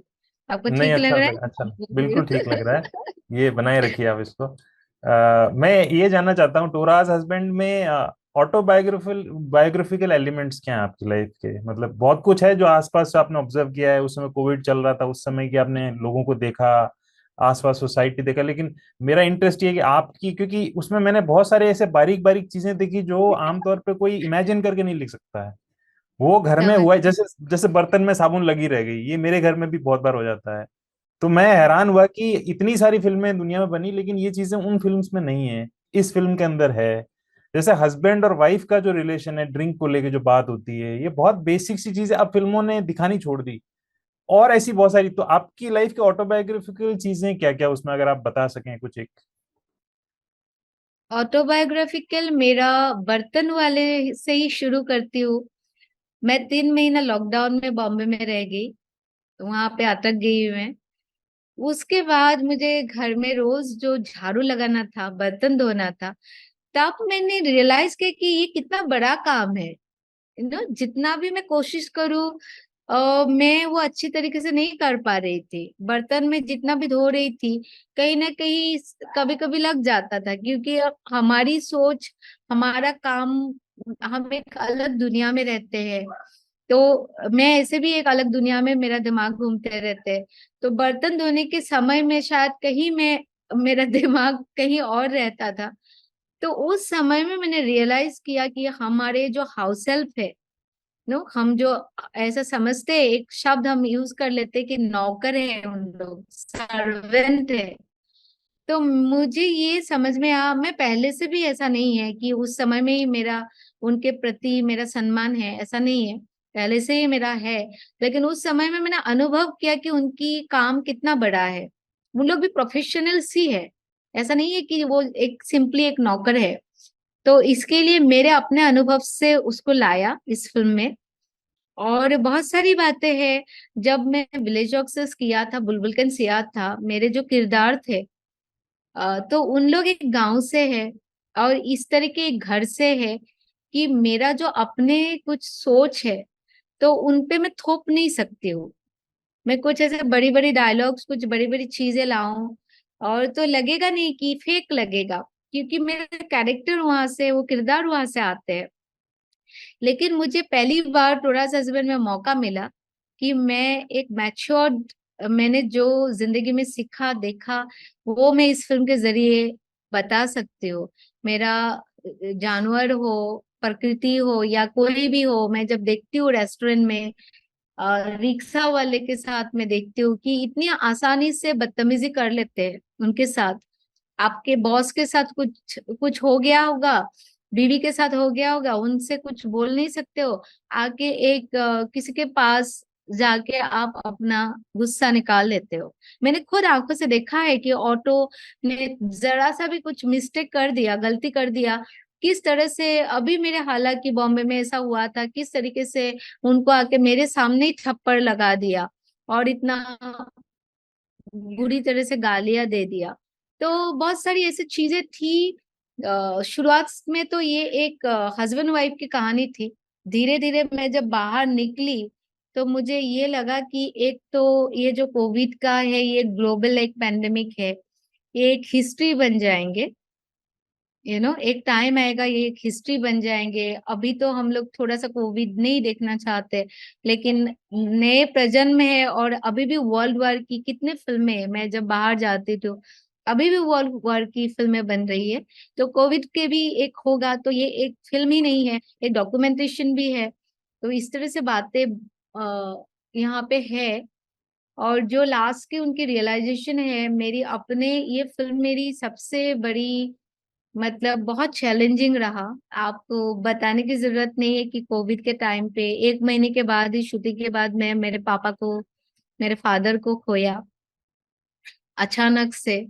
तो वो होते तो ये फिल्म और कुछ और बनते, और वो नहीं रहे तो एक जो मेरे अंदर ही दुख है उसको मैं, काम पे इतना मैं लगी हुई थी। उस समय में लगा था कि टुडे हस्बैंड मैं बंद कर दूं, क्योंकि मैं नहीं कर पा रही थी। तब मुझे अंदर से लगा कि ये मेरा कर्म है और मैं बंद कर दूंगी तो ये फिल्म अभी बनेगी नहीं। इसके लिए मैं वो करती रही। उसकी वजह से मैंने फिजिकली और मेंटली बहुत ज्यादा इमोशनली एक्चुअली सफर किया, क्योंकि बहुत ज्यादा हार्डवर्क करना पड़ा, बहुत चैलेंजिंग था। तो मैंने अभी रिसेंटली मैं गीता पढ़ रही थी। गीता में मैंने ये पढ़ा कि कृष्ण ने अर्जुन को बोला कि ग्रीफ जो है, ग्रीफ इज ऑल्सो योगा। आप में जब दुख आते हैं, आप में जब ऐसा प्रत्याह्वान आ जाते हैं, चैलेंज आ जाते हैं, तो आपका उसके साथ लड़ते हो तो एक ग्रेट पर्सनालिटी डेवलपमेंट होता है। उस समय में आप खोजते हो उससे निकलने के लिए किसी का गाइडेंस, एक कोई फिलोसफी आप खोजते हो। तो मुझे लगता है कि इस फिल्म में भी वो बातें हैं। हमारे जो किरदार जब बाद में एक संलाप बोलते हैं कि ये दुनिया, हमें हमें हम बोलते हैं कि दुनिया एक है, तो एक, ये दुनिया एक नहीं है, हर एक का अपनी अपनी दुनिया है। जो ये रियलाइजेशन है, मुझे लगता है कि वो जो मैंने आपको बोला कि ग्रीफ इज ऑल्सो योगा, जो गीता में कहा गया है, तो यही यही मेरे साथ भी हुआ है और हमारे जो किरदार है उनके साथ भी हुआ है। यू नो और छोटी छोटी चीजें हैं वहां पे, ह्यूमैनिटी से लेके रिश्ता है जो एक मेरे भाई ने वो कैरेक्टर किया है, लेकिन जब मैं बाहर निकली तब मुझे पता लगा कि कितना कुछ बाहर होता है। और मेरा जो मेन कैरेक्टर है वो, मुझे लोग बोलते हैं, जैसे आपने बोला कि ऑटोबायोग्राफी है क्या, मेरी जीवन का वहां पे क्या है। तो मेरे जो कैरेक्टर होते हैं, बुलबुल का हो कि टोरास हस्बैंड का हो, या टोरा हो कि धुनु हो, उनमें एक धुनु नहीं रहते हैं, 10 धुनु की कहानी एक धुनु में आ जाती है। तो यहाँ टोरास हस्बैंड में भी जो मेरे कैरेक्टर्स है, मेन कैरेक्टर, उसमें सिर्फ अभिजीत दास का जो कैरेक्टर उन्होंने प्ले किया है, उसमें 10 लोगों को मैं देख के उसको बनाती हूँ, मेरा एक्सपीरियंस भी लाती हूँ। मैं 10 लोगों के साथ क्या हो रहा है ऑब्जर्व करके वहां पे लाती हूँ मैं। जहां तक ला सकती हूँ कि वो कैरेक्टर बैलेंस ना खोए, तो छोटी छोटी चीजें मैं ला के इधर से उठा के उधर से उठा के कुछ अपनी तरह से इमेजिन करके वो ला के वो किरदार बनता है। तो टोड़ा में भी इस तरह की बातें हुई। और मैंने अपनी, जब मेरे फादर चले गए, तो मेरे फादर ने भी बहुत कुछ जिंदगी में किया। वो एक स्कूल के मास्टर थे और वो फाउंडर हेडमास्टर है उसका, एक गर्ल्स स्कूल का। घर घर जाके रिक्वेस्ट करके लड़कियों को पढ़ाने के लिए लाए थे। और यहाँ के स्पोर्ट्स के सेक्रेटरी थे वो। हर एक बहुत सारा काम वो करके गए हुए थे। तो बचपन से मैं इतना जानती हूँ, मेरे फादर फाउंडर हेडमास्टर है और मेरे फादर ये स्पोर्ट्स के सेक्रेटरी है, ये है वो है, मैं जानती हूँ। लेकिन जब मेरे फादर चले गए, वो जो 13 दिन नो श्राद्ध होने के पहले जब लोग आए, उन लोगों ने फादर के बारे में इतना सब कुछ बताया जो मुझे पता ही नहीं था। आप जब आते हो अपने काम में, आप किस तरह से व्यवहार कर रहे हो, क्या क्या देख रहे हो, जाके शायद आप घर पे नहीं बताते हो हर बात है। आप अपने कॉलिग के साथ किस तरह के व्यवहार कर रहे हो, कॉलिग भी शायद आपके बीवी को, बच्चे को बताने की जरूरत नहीं समझते। लेकिन जब चले जाते, मेरे फादर चले गए, तब मुझे लगा कि उनका बहुत बुरा लगा मुझे। इतनी सारी बातें मेरे फादर के बारे में नहीं जानी। तो उस तरह की चीजें मैंने टोरास हस्बैंड के जरिए सीखा, और वही सारी चीजें मैं छोटी छोटी तरीके से मैं फिल्म में लाने के लिए कोशिश किया। बहुत बार मेरे अंदर ये भी बातें हुई कि मुझे पता था, आपने जैसे बोला ना कि थोड़ा बहुत डॉक्यूमेंटेशन जैसा लगता है, मुझे पता था कि I was aware about it, कि एक स्टोरी को पकड़ के रखने के लिए इमोशनली ऑडियंस के साथ अ, थोड़ा भी इधर उधर भटकेंगे तो मुश्किल हो जाता है। ये एक चैलेंज था मेरे लिए। लेकिन मुझे लगा कि मैं उस स्टोरी को इजी करके हस्बैंड वाइफ का मोर ड्रामेटिक करके देती हूँ, तो लोगों को शायद ज्यादा ही पसंद आएगा।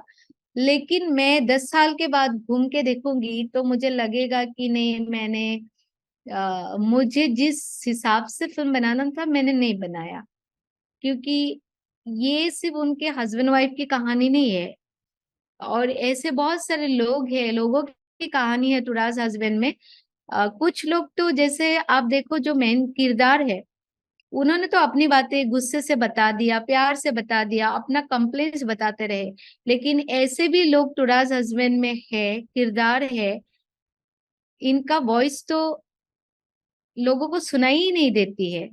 उनमें तो इतनी भी हिम्मत नहीं रहते हैं कि उन लोग कंप्लेन भी करे और लोगों को बताए कि देखो, हमें एक वो किरदार है जहाँ बोलते हैं हमारे पास तो बीड़ी पीने के लिए भी पैसा नहीं है, तो उनको तो हम लोग अनदेखा करते हैं।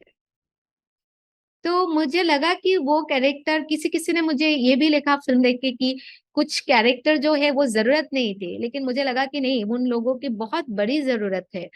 क्योंकि मतलब कैसे बताऊं, आप जानते हो कि मुझे मौका मिला है उनको इतना ही प्रेजेंस देने के लिए, 1 मिनट में भी हो और 30 सेकंड में भी हो, उनकी बात बताने की जरूरत मैंने महसूस की उस समय में।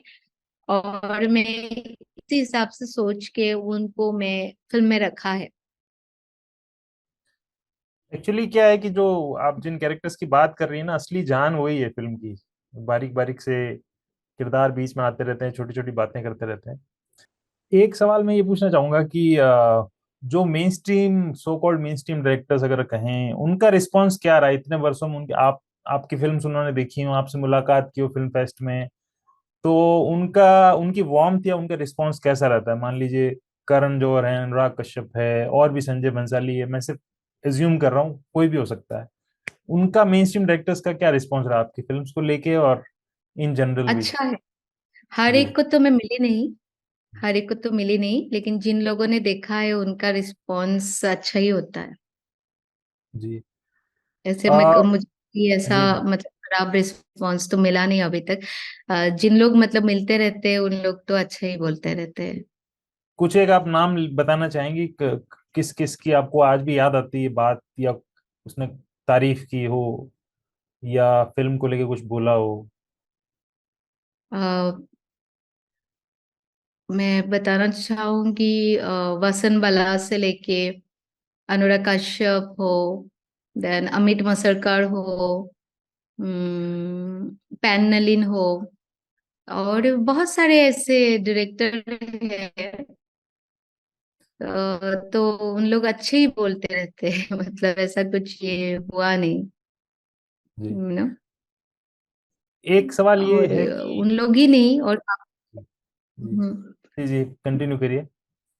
हाँ, है बहुत सारे मतलब नाम इस तरह के हैं, और जितने वुमेन डायरेक्टर्स भी है हमारे, जिनको भी मिलती हूँ, लेकिन मुझे ऐसा कभी भी ऐसा रिस्पांस तो नहीं मिला। उन लोग अच्छा ही बोलते हैं, पसंद करते हैं, बोलते हैं काम अच्छा लगता है उनको। जी। आपने बहुत एक्सक्लूसिवली और एक्सटेंसिवली ट्रैवल किया है फिल्म फेस्टिवल्स में, जैसे शायद 80-90 फिल्म फेस्टिवल्स आप जा चुकी हैं। और वहां मैं ये पूछना चाहूंगा कि लर्निंग्स क्या रहे वहां, मतलब इतने फिल्म फेस्टिवल में इतने ग्रैंड डायरेक्टर्स जिनको अप्रिशिएट आप करती रही होंगी, देखा होगा, उनसे मुलाकातें हुई होंगी, तो हम्म। लर्निंग्स क्या है? और वर्ड्स ऑफ विजडम उनसे कभी मिले हों तो वो अगर आप याद कर पाए तो बताएं।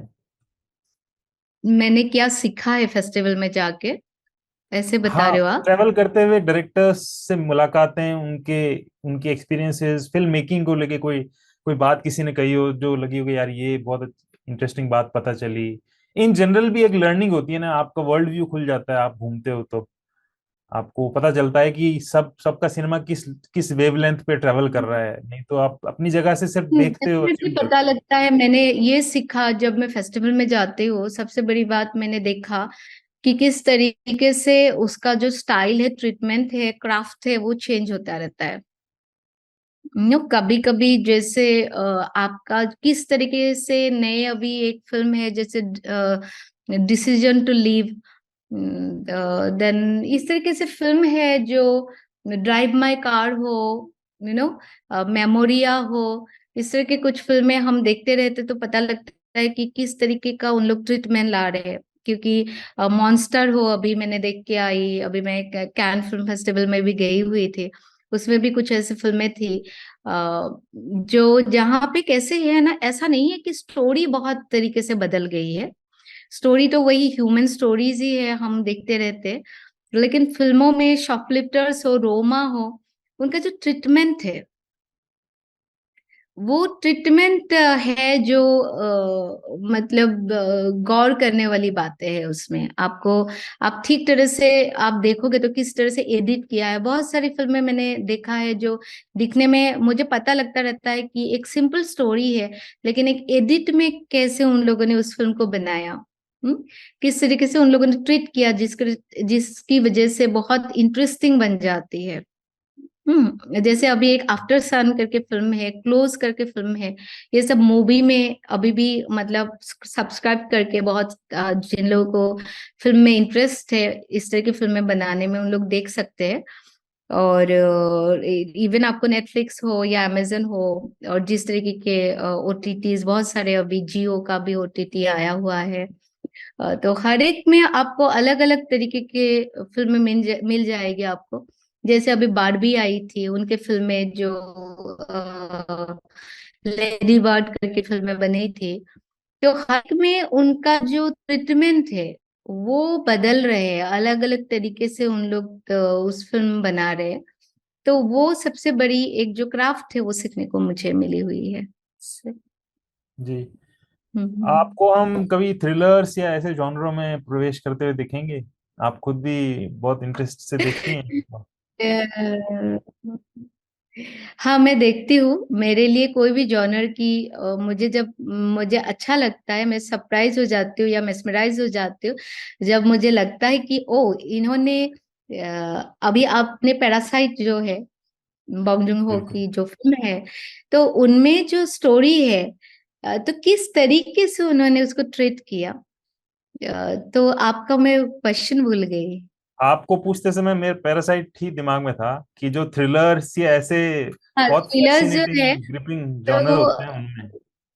जरूर मैं कोशिश करूंगी। मतलब मैं कोई भी जॉनर में देखती हूँ, मुझे वही मैं वो बोलना चाहती थी।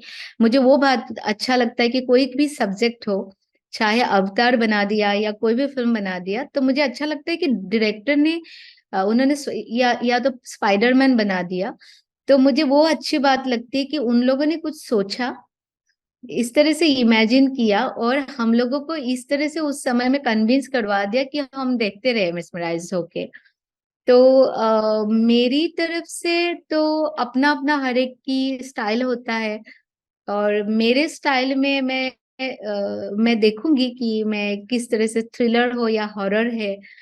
हॉरर फोक स्टोरी मुझे बनाने के एक मन है, और मुझे पीरियड ड्रामा बनाने के मन है। और तो देखेंगे। म्यूजिक पे मुझे बहुत इंटरेस्ट है, कुछ म्यूजिकल भी ऐसा कुछ फिल्में हो, तो अलग अलग तरह के जॉनर में मुझे काम करना मुझे पसंद आएगा। जब मैं कुरुश्वा को देखती हूँ, उस समय में उन्होंने कितनी तरह की फिल्में ट्राई किया, उन्होंने अलग अलग तरीके से। तो मैं इस तरह से मुझे मौका मिला तो मैं करना चाहूंगी। आप सीरियसली कंसिडर कर रही हैं हॉरर और मैं सीरियसली ये कंसिडर ड्रामा? कर रही हूँ, मैं सीरियसली कंसिडर। मुझे पता नहीं है, मेरी फिल्म देख के किसी ने मुझे बोला, रीमा मुझे लगता है कि आप हॉरर फिल्म अच्छा कर लोगे। लेकिन देखते हैं, मतलब उसका स्टाइल अलग होगा शायद। हाँ। लेकिन देखेंगे, क्योंकि हमारे यहाँ पे हम बचपन से यहाँ पे जब पले बड़े हैं। मेरे घर के पीछे, मैं अभी गांव में हूँ, आसाम में ही हूँ अभी, तो मेरे जस्ट थोड़ी दूर में ही नदी है। तो शाम को भी इस तरह के हम लोग बहुत कहानी सुनते थे, भूत की कहानी, ये कहानी वो कहानी। तो देखेंगे कि मैं कोशिश करूंगी, एक तो बनाएंगे। ठीक है। जी, एक सवाल मेरा ये है कि जैसे आपने शायद अभी रिसेंटली किसी इंटरव्यू में कहा था कुछ साल पहले कि आप अभी भी इंटरव्यूज पढ़ती हैं और आप अभी भी चीजों को, मतलब सिनेमाटोग्राफी एडिटिंग वगैरह को रिफाइन करने सीखने के लिए अभी भी आप यूट्यूब वगैरह देखती हैं। ये अपना आप में अमेजिंग चीज थी कि अकम्पलिशमेंट्स के बाद अभी तक आप इसको रिफाइन करती हुई चल रही हैं। तो क्या आप वाकई में अभी भी करते हो सिनेमाटोग्राफी एडिटिंग वगैरह अभी को? भी। हाँ जी, हाँ जी। क्योंकि अच्छा। मैं अभी भी, इस बार मैंने बहुत कुछ सीखा थोड़ा सा हस्बैंड में। अभी भी मैं एक लेंस और एक कैमरा में ही अभी तक काम करते आई हूँ, और धीरे धीरे मैं नेक्स्ट फिल्म में कोशिश करूंगी। मैं इस बार थोड़ा सा हस्बैंड काम कर रही थी, तो मुझे पता लगा बहुत सारी चीजें। और क्योंकि पहले मैं ज्यादातर इंट्यूशन में काम करती थी, मेरा इंट्यूशन जो है उसी को ही फॉलो करके काम करती थी। लेकिन इस बार मैंने टेक्निकली भी कुछ चीजें सीखा, और जब मैं काम करती हूँ, क्योंकि इतना लिमिटेशन में, ज्यादातर हाथ में कैमरा रहता है मेरा, या तो स्टेडी है या तो ज्यादा तक मैं हैंड हेल्ड ही करती हूँ, और कभी कभी मुझे लिमिटेड लगता है। तो अभी मैंने माई मेलबॉर्न करके एक फिल्म में काम करके आई, मेलबॉर्न में, ऑस्ट्रेलिया के कास्ट एंड क्रू के साथ। लास्ट फेब्रुआरी में मैं जाके काम करके आई हूँ। तब मुझे बहुत सारी चीजें, और उनका जो सिनेमेटोग्राफर था ब्रैड करके, तो मेरे साथ बहुत अच्छे से कनेक्ट हुआ था। मैं जिस तरीके से इमेजिन कर रही थी वो समझ जाते थे, तो मुझे बहुत अच्छा लगा। क्योंकि यहाँ पे कभी कभी क्या होता है, क्योंकि मैं लर्न नहीं हूँ ट्रेन्ड सिनेमेटोग्राफर, मतलब नाम के सिनेमेटोग्राफर हूँ, क्योंकि मैंने खुद अपने आप सीखा। तो कभी कभी कैसा है, मैं इस तरह से इमेजिन कर लेती हूँ और मैं उसको क्रिएट नहीं कर पाती हूँ। तो इसकी वजह से मुझे लगता है कि मैं खुद सिनेमेटोग्राफी करूँ तो जरूर मुझे और सीखना पड़ेगा, और जहाँ पे भी मुझे मौका मिलता है और मुझे दूसरे सिनेमेटोग्राफर के साथ काम करना है। कोलैब आप करेंगी अब बाकी लोगों के साथ? अभी तो आप सिंगल जरूर सिंगल जरूर। वुमन आर्मी है, सब नहीं, आप ही मैं कर। काम कर रही हूँ। जो डॉक्यूमेंट्री के बारे में आपने बताया, मैंने बताया उदयपुर में हो या लास्ट टू लास्ट 2019 से शुरुआत हुई, जब जिया झांके के प्रोडक्शन हाउस से कुछ शॉर्ट फिल्म बनाने का मुझे मौका मिला था, तब मैंने किया। तभी भी मैंने दूसरे सिनेमेटोग्राफर से काम किया, और अभी भी एक बॉम्बे के प्रोडक्शन हाउस से के साथ मैंने काम किया, तभी भी मैंने दूसरे सिनेमेटोग्राफर से काम किया। तो ऐसा कुछ नहीं है। ज्यादातर मैं जो अपना प्रोडक्शन से काम करती हूँ, तब मैं खुद करना, सिनेमेटोग्राफी हो और कोई कोई काम मैं खुद करना पसंद करती हूँ, क्योंकि उस समय में मुझे पता रहता है कि मुझे लंबी समय की जरूरत पड़ेगी, और बारिश आए या जिस तरीके का मैं सोच रही हूँ, उस समय में ही मुझे हाथ में कैमरा लेके भागना पड़ता है, क्योंकि तो ही मुझे मिलता है उस तरह का सीन। सनसेट हो, उसके लिए मुझे रुकना पड़ता है। तो इस वजह से मैं खुद करना पसंद करती हूँ, क्योंकि मुझे पता है कि मुझे समय लगेगा।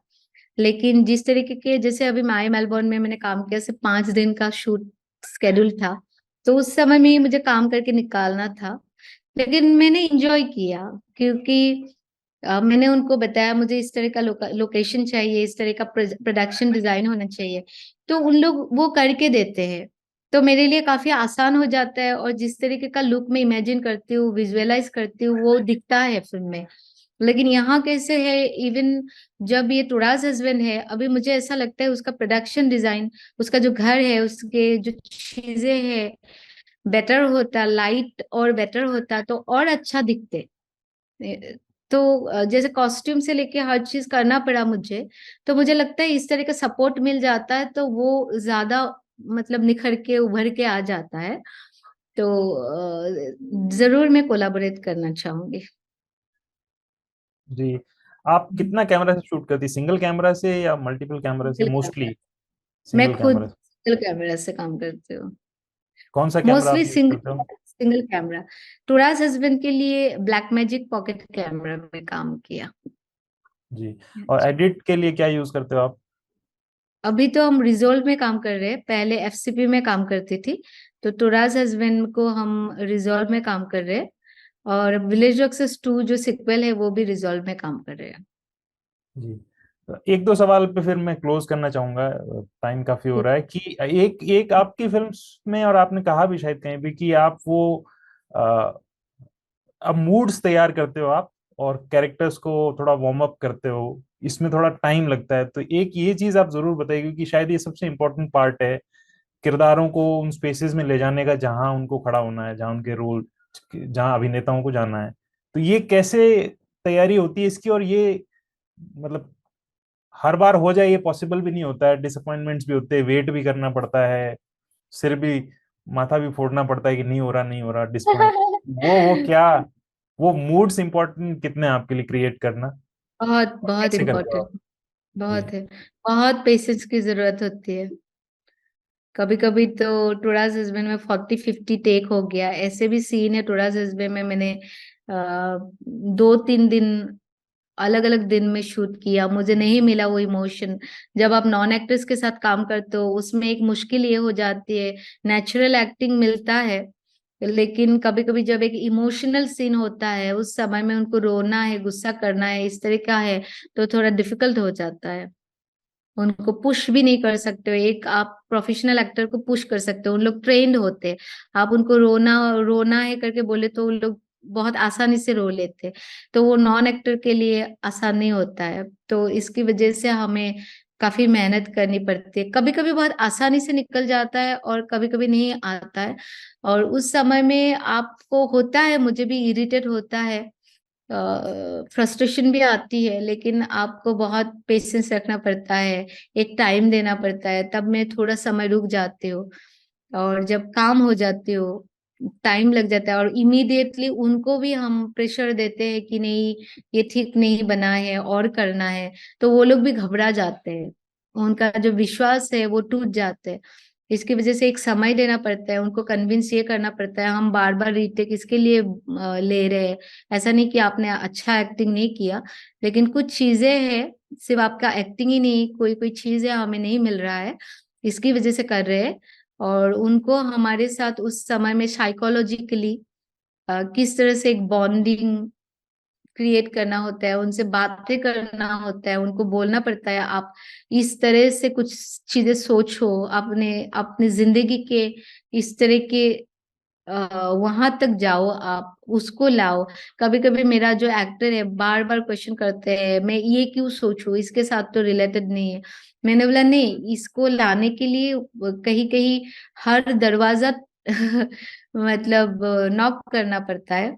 तो इस तरह से कभी कभी कन्विंस करना मुश्किल हो जाता है। और यहाँ पे मेरे भाई ने काम किया है, तो एक बात बताते हैं ना घर का, नहीं बोलती वो पुराना जो डायलॉग हम लोग बताते हैं, तो उनके लिए जो कैसे कि मेरे को तो घर पे हमेशा देखा है, कभी कभी वो क्वेश्चन करते हैं क्यों करूं, नहीं करना है मुझे, मुझे ये फीलिंग्स नहीं आ रहा है, क्यों रो मैं तो रोएगा नहीं, मैंने बोला नहीं, तुम्हें ये करना है। क्योंकि और वो जब फिल्म में जाके थिएटर में देखा तब उसने रियलाइज किया कि आ, ओ मैंने मतलब इसके लिए डायरेक्टर ने ये करने के, दीदी ने इसके लिए बोला था, ओ ये यहाँ पे लगाया, ये तो तब शूट किया था, वो इसके साथ ये कनेक्शन है। तो उनको धीरे से पता लगा। लेकिन इस तरह की बहुत सारी चीजें होती है, बहुत कुछ करना पड़ता है। उनकी जो वाइफ और बच्चों का रोल जिन्होंने प्ले किया वो भी कनेक्टेड है आपस में या वो कनेक्टेड नहीं है? आपस में यस कनेक्टेड है। अच्छा। इसकी वजह से कुछ चीजें आसान हुई और कुछ चीजें बहुत बड़ी मुश्किल भी हुई। और ये जो फिल्म थी स्पेशली, हम लोग सिंग साउंड कर रहे थे, पहले जो हमने फिल्म किया था वो तो ऐसे ही मतलब किया था, और बाहर जाके भी रास्ते में हो या बाहर रेस्टोरेंट से लेके अलग अलग जगह पे हमने शूट किया। और हम लोगों का ज्यादातर बहुत सारे इंडोर शूटिंग था, तो इसके लिए लाइट वाइट लगा के बैठते थे, तो बच्चे नहीं करना है, काम नहीं करना है, मतलब नहीं करना है। तो इस तरह की बहुत सारी बातें आई, और बहुत सारी बातें हेल्प भी किया, यू नो तो इस तरह की एक जर्नी रही। जैसे बच्चों का जो रोने वाले सीन्स हैं बड़े वो अचीव करने नामुमकिन टाइप हैं, मतलब कैसे अचीव किए होंगे, क्योंकि वो ऑलमोस्ट रो ही रहे हैं ऐसा लगता है, ऐसा नहीं लगता वो एक्ट कर रहे हैं। तो हम्म। वो मूड वाली बात है। एक एक सवाल जरूर मैं करना चाहूंगा कि जैसे कुछ सीन्स हैं जहाँ पे जो मेन कैरेक्टर है वो जब बहुत एक्सट्रीम सिचुएशंस में होता है और उसको रिएक्ट करना होता है तो वो रिएक्ट नहीं करता है, मतलब आप नहीं दिखाते उसने क्या कैसे रिएक्ट किया। जैसे एग्जांपल के लिए उसकी वाइफ फोन पे शराब की बात कर रही होती है कि ड्रिंकिंग हैबिट वगैरह को लेकर, और वो सुन लेता है, फिर नाराज होकर चला जाता है, फिर वो ढूंढती है। वापिस जब आते हैं तब सब वेट कर रहे होते हैं कि अब ये जब सामने सामने है तब ये क्या बात होगी, वो उसको क्या बोलेगी क्योंकि वो पूरी रात ढूंढ रही थी, और वो क्या बोलेगा कि उसने सुना है कि तूने मेरे बारे में ऐसा क्यों बोला। तो वो वहां पे कुछ भी नहीं होता, आप कुछ भी नहीं बताते हो, ऐसा क्यों? ऐसा क्यों है? क्योंकि जो एक समय होता है हमारा, समय समय में मैंने देखा है, कभी कभी मेरे घर पे कभी कभी हम इस तरह से झगड़ा करते हैं, ऐसा लगता है इससे तो कभी बात ही नहीं करना है। लेकिन एक समय जाने के बाद आपका वो अलग हो जाता है, आपका नजरिया अलग हो जाता है। तो फिल्म में एक थिएटर, एक नाटक में शायद उसका थोड़ा लिमिटेशन रहता है, फिल्म का एक इतना विजुअली पावरफुल है, इसी के लिए मुझे फिल्म अच्छी लगती है ज्यादा, क्योंकि आप साइलेंस में भी बहुत सारी बातें कर सकते हो, बिना डायलॉग से भी। एक टाइम के बाद आप कुछ चीजें दिखाते हो तो वो कर सकते हो। और वो जो उसका उनका जो गुस्सा है, कभी कभी मुझे लगता है कि उसी समय में ही दिखा हो, ऐसा जरूरी नहीं है। वो ऐसा हो सकता है कि कहीं और जाके वो गुस्सा आए और वो बातें वहां निकले, तो वो लिबर्टी आपको फिल्म में मिल जाती है।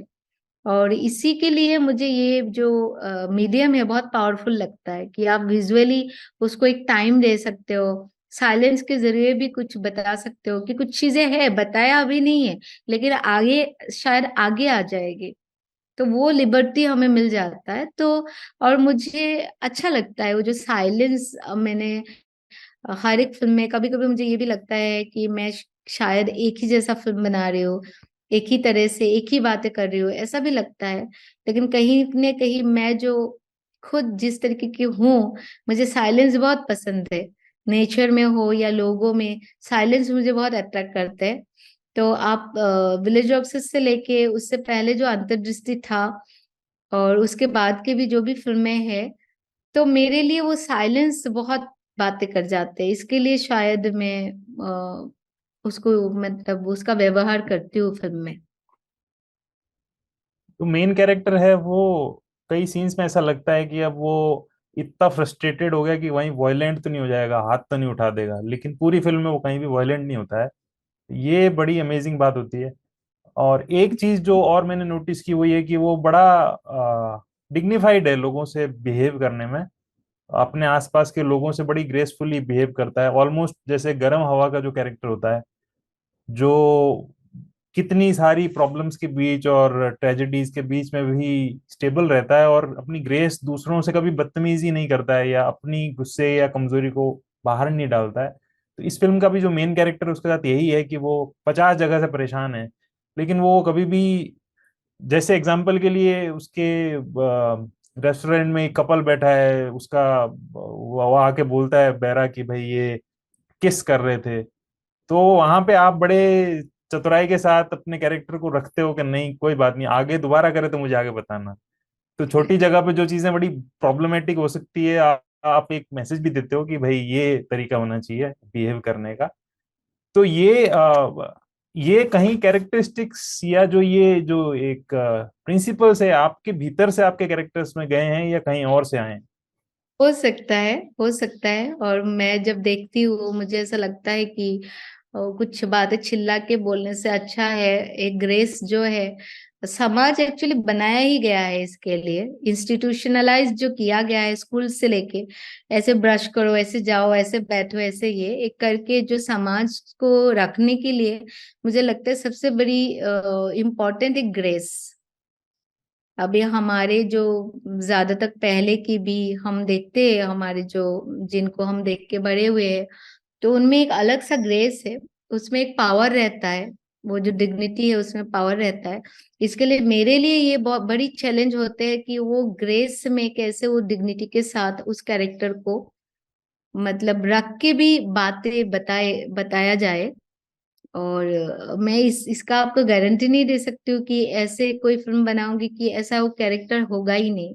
इन रियल लाइफ में मुझे लगता है कि इस तरह का कैरेक्टर है, तो हो सकता है कोई फिल्म में इस तरह का भी कैरेक्टर मेरा होगा। हमेशा तो आप ऐसे नहीं कर सकते हो, ऐसा कैरेक्टर होगा दुनिया में है तो आगे जाके आएगी शायद, लेकिन इस फिल्म में मुझे इस तरह का ही एक कैरेक्टर क्रिएट करना था। और समय से पहले वो चिल्लाना और इस तरह के बिहेव करना शुरू किया, तो वो फिल्म जो मेरा जो मेन जो गोल था उस फिल्म को किस तरह से बनाना था मुझे, वो टूट जाता कहीं ना कहीं। उसके बाद वो मैं बैलेंस नहीं कर पाती थी, तो इसके लिए मैंने सोच समझ के ही उसको वो रखा हुआ है। और और उससे क्योंकि एक हमारे लिए मेरे लिए भी लर्निंग है, क्योंकि मुझे लगता है कि बहुत सारा एक ऐसा सिचुएशन है, थोड़ा उस समय में आप संभाल लेते हो तो थोड़ी देर के बाद आप भूल भी जाते हो, माफ भी कर देते हो। और कैसा है, मैंने कहीं पे पढ़ा था कि एज ए ह्यूमन बीइंग हम कितना कम कन्फ्लिक्ट कर सकते हैं, नहीं कितना कन्फ्लिक्ट कम, जितना कन्फ्लिक्ट कम करेंगे उतना ही शांति रहेगी कोई भी सिचुएशन में। मैं उसको मानती हूँ अपनी लाइफ में भी, तो इसके लिए भी शायद कहीं ना कहीं मेरी तरफ से वो आ गया होगा। इस प्रकार के लोग अभी माइनॉरिटी में है वैसे, जो कॉन्फ्लिक्ट कम करें, बढ़ाने वाले ज्यादा हैं। मैं इंटरव्यू खत्म करूंगा, आप ये बताइए कि टोराज हस्बैंड की क्या अभी जर्नी चल रही है, फेस्टिवल्स में है, थिएटर्स में तो आपने बता दिया कि लग गई और लगने वाली भी है, पर इसकी हाँ, आगे की जर्नी क्या है? फेस्टिवल्स में कंटिन्यू करेगी, ओटीटी रूट लेगी? अभी हमारे तो टोरंटो फिल्म फेस्टिवल के बाद बुसान फिल्म फेस्टिवल, उसके बाद काफी सारे फिल्म फेस्टिवल अभी तक फिल्म जा रही है, अभी भी जा रही है। अभी एक नई फिल्म फेस्टिवल है, हिमालय फिल्म फेस्टिवल करके लद्दाख में, वहां पे मेरी फिल्म भी है टूराज हस्बैंड में एज ए जूरी भी जा रही हो। तो उसके बाद भी और कोई कोई फेस्टिवल में फिल्म है। तो अभी थिएटर में आसाम में है, उसके बाद अभी आपको मैंने बताया कुछ मेट्रो सिटीज में, दिल्ली, मुंबई, हैदराबाद और बेंगलोर, चेन्नई, ऐसे करके वहां पे 29 सितंबर से फिल्म आएगी। उसके बाद ऑस्ट्रेलिया में थिएटर में आएगी, उन लोगों से भी हमारी बातें हुई है, इंटरेस्ट दिखाया है ऑस्ट्रेलिया के लिए। उसके बाद हम लोग देखेंगे। अभी जो विलेज रॉक्सेस और बुलबुल है वो अभी भी कभी कभी कोई कोई फेस्टिवल में जाती रहती है। तो हम उम्मीद रखते हैं जो विलेज रॉक्सेस और बुलबुल की जर्नी रही कि थिएटर फेस्टिवल, उसके बाद ओटीटी हो और फिर फेस्टिवल। अभी विलेज रॉक्सेस और बुलबुल कहीं कहीं पे स्कूल और कॉलेज के इस तरह के इंस्टीट्यूशन में भी अभी भी जाती रहती है, उन लोग दिखाते हैं। तो मेरी उम्मीद है कि टूरास हस्बैंड भी इस तरह से जाते रहे। और उसका जो अभी ये जो कोविड का जो माहौल रहा, एक ग्लोबल पैंडेमिक है, तो मुझे ऐसा लगता है कि कहीं ना कहीं 10 साल के बाद भी ये फिल्म लोग देखे, यही उम्मीद है। ओटीटी और पे मैं हमने ओटीटी पे अभी हम बता नहीं सकते, अभी हम लोगों ने भेजा नहीं है। थिएट्रिकल रिलीज के बाद धीरे से हम लोग भेजेंगे शायद, और देखेंगे। उम्मीद करते हैं कि कोई प्लेटफॉर्म में आए, लोगों को तब ज्यादा देखने के लिए मौका मिलता है। जी, आप कुछ कहना चाहें तो फिर हम क्लोज करते मैं हैं। यही कहना चाहूंगी कि मैं इतना बातें बोली और आप इतने शांति से सुन रहे हो। कभी कभी मेरे दिमाग में ऐसा लग रहा था कि मैं बहुत इतना बोल रही हूँ और आप इतना शांति से सुन रहे हो। आपने बोला कि शांति में काम करने वाले लोग कम हैं, लेकिन आपके जैसे ऐसे लोग रहेंगे तो मेरे ख्याल से आपसे इंस्पायर होंगे, और ऐसे लोग हो ज्यादा, क्योंकि जरूरत है हमें। धन्यवाद। थैंक यू, आपको ऑल द बेस्ट आने वाली फिल्म्स के लिए। और होपफुली इस फिल्म को लेकर और अच्छी अच्छी खबरें अगले साल के शुरू में भी हमको सुनने को मिलेंगी, या इस साल के एंड तक सुनने को मिलेगी। बहुत थैंक बहुत धन्यवाद, बहुत बहुत धन्यवाद। You. Thank you. Thank you.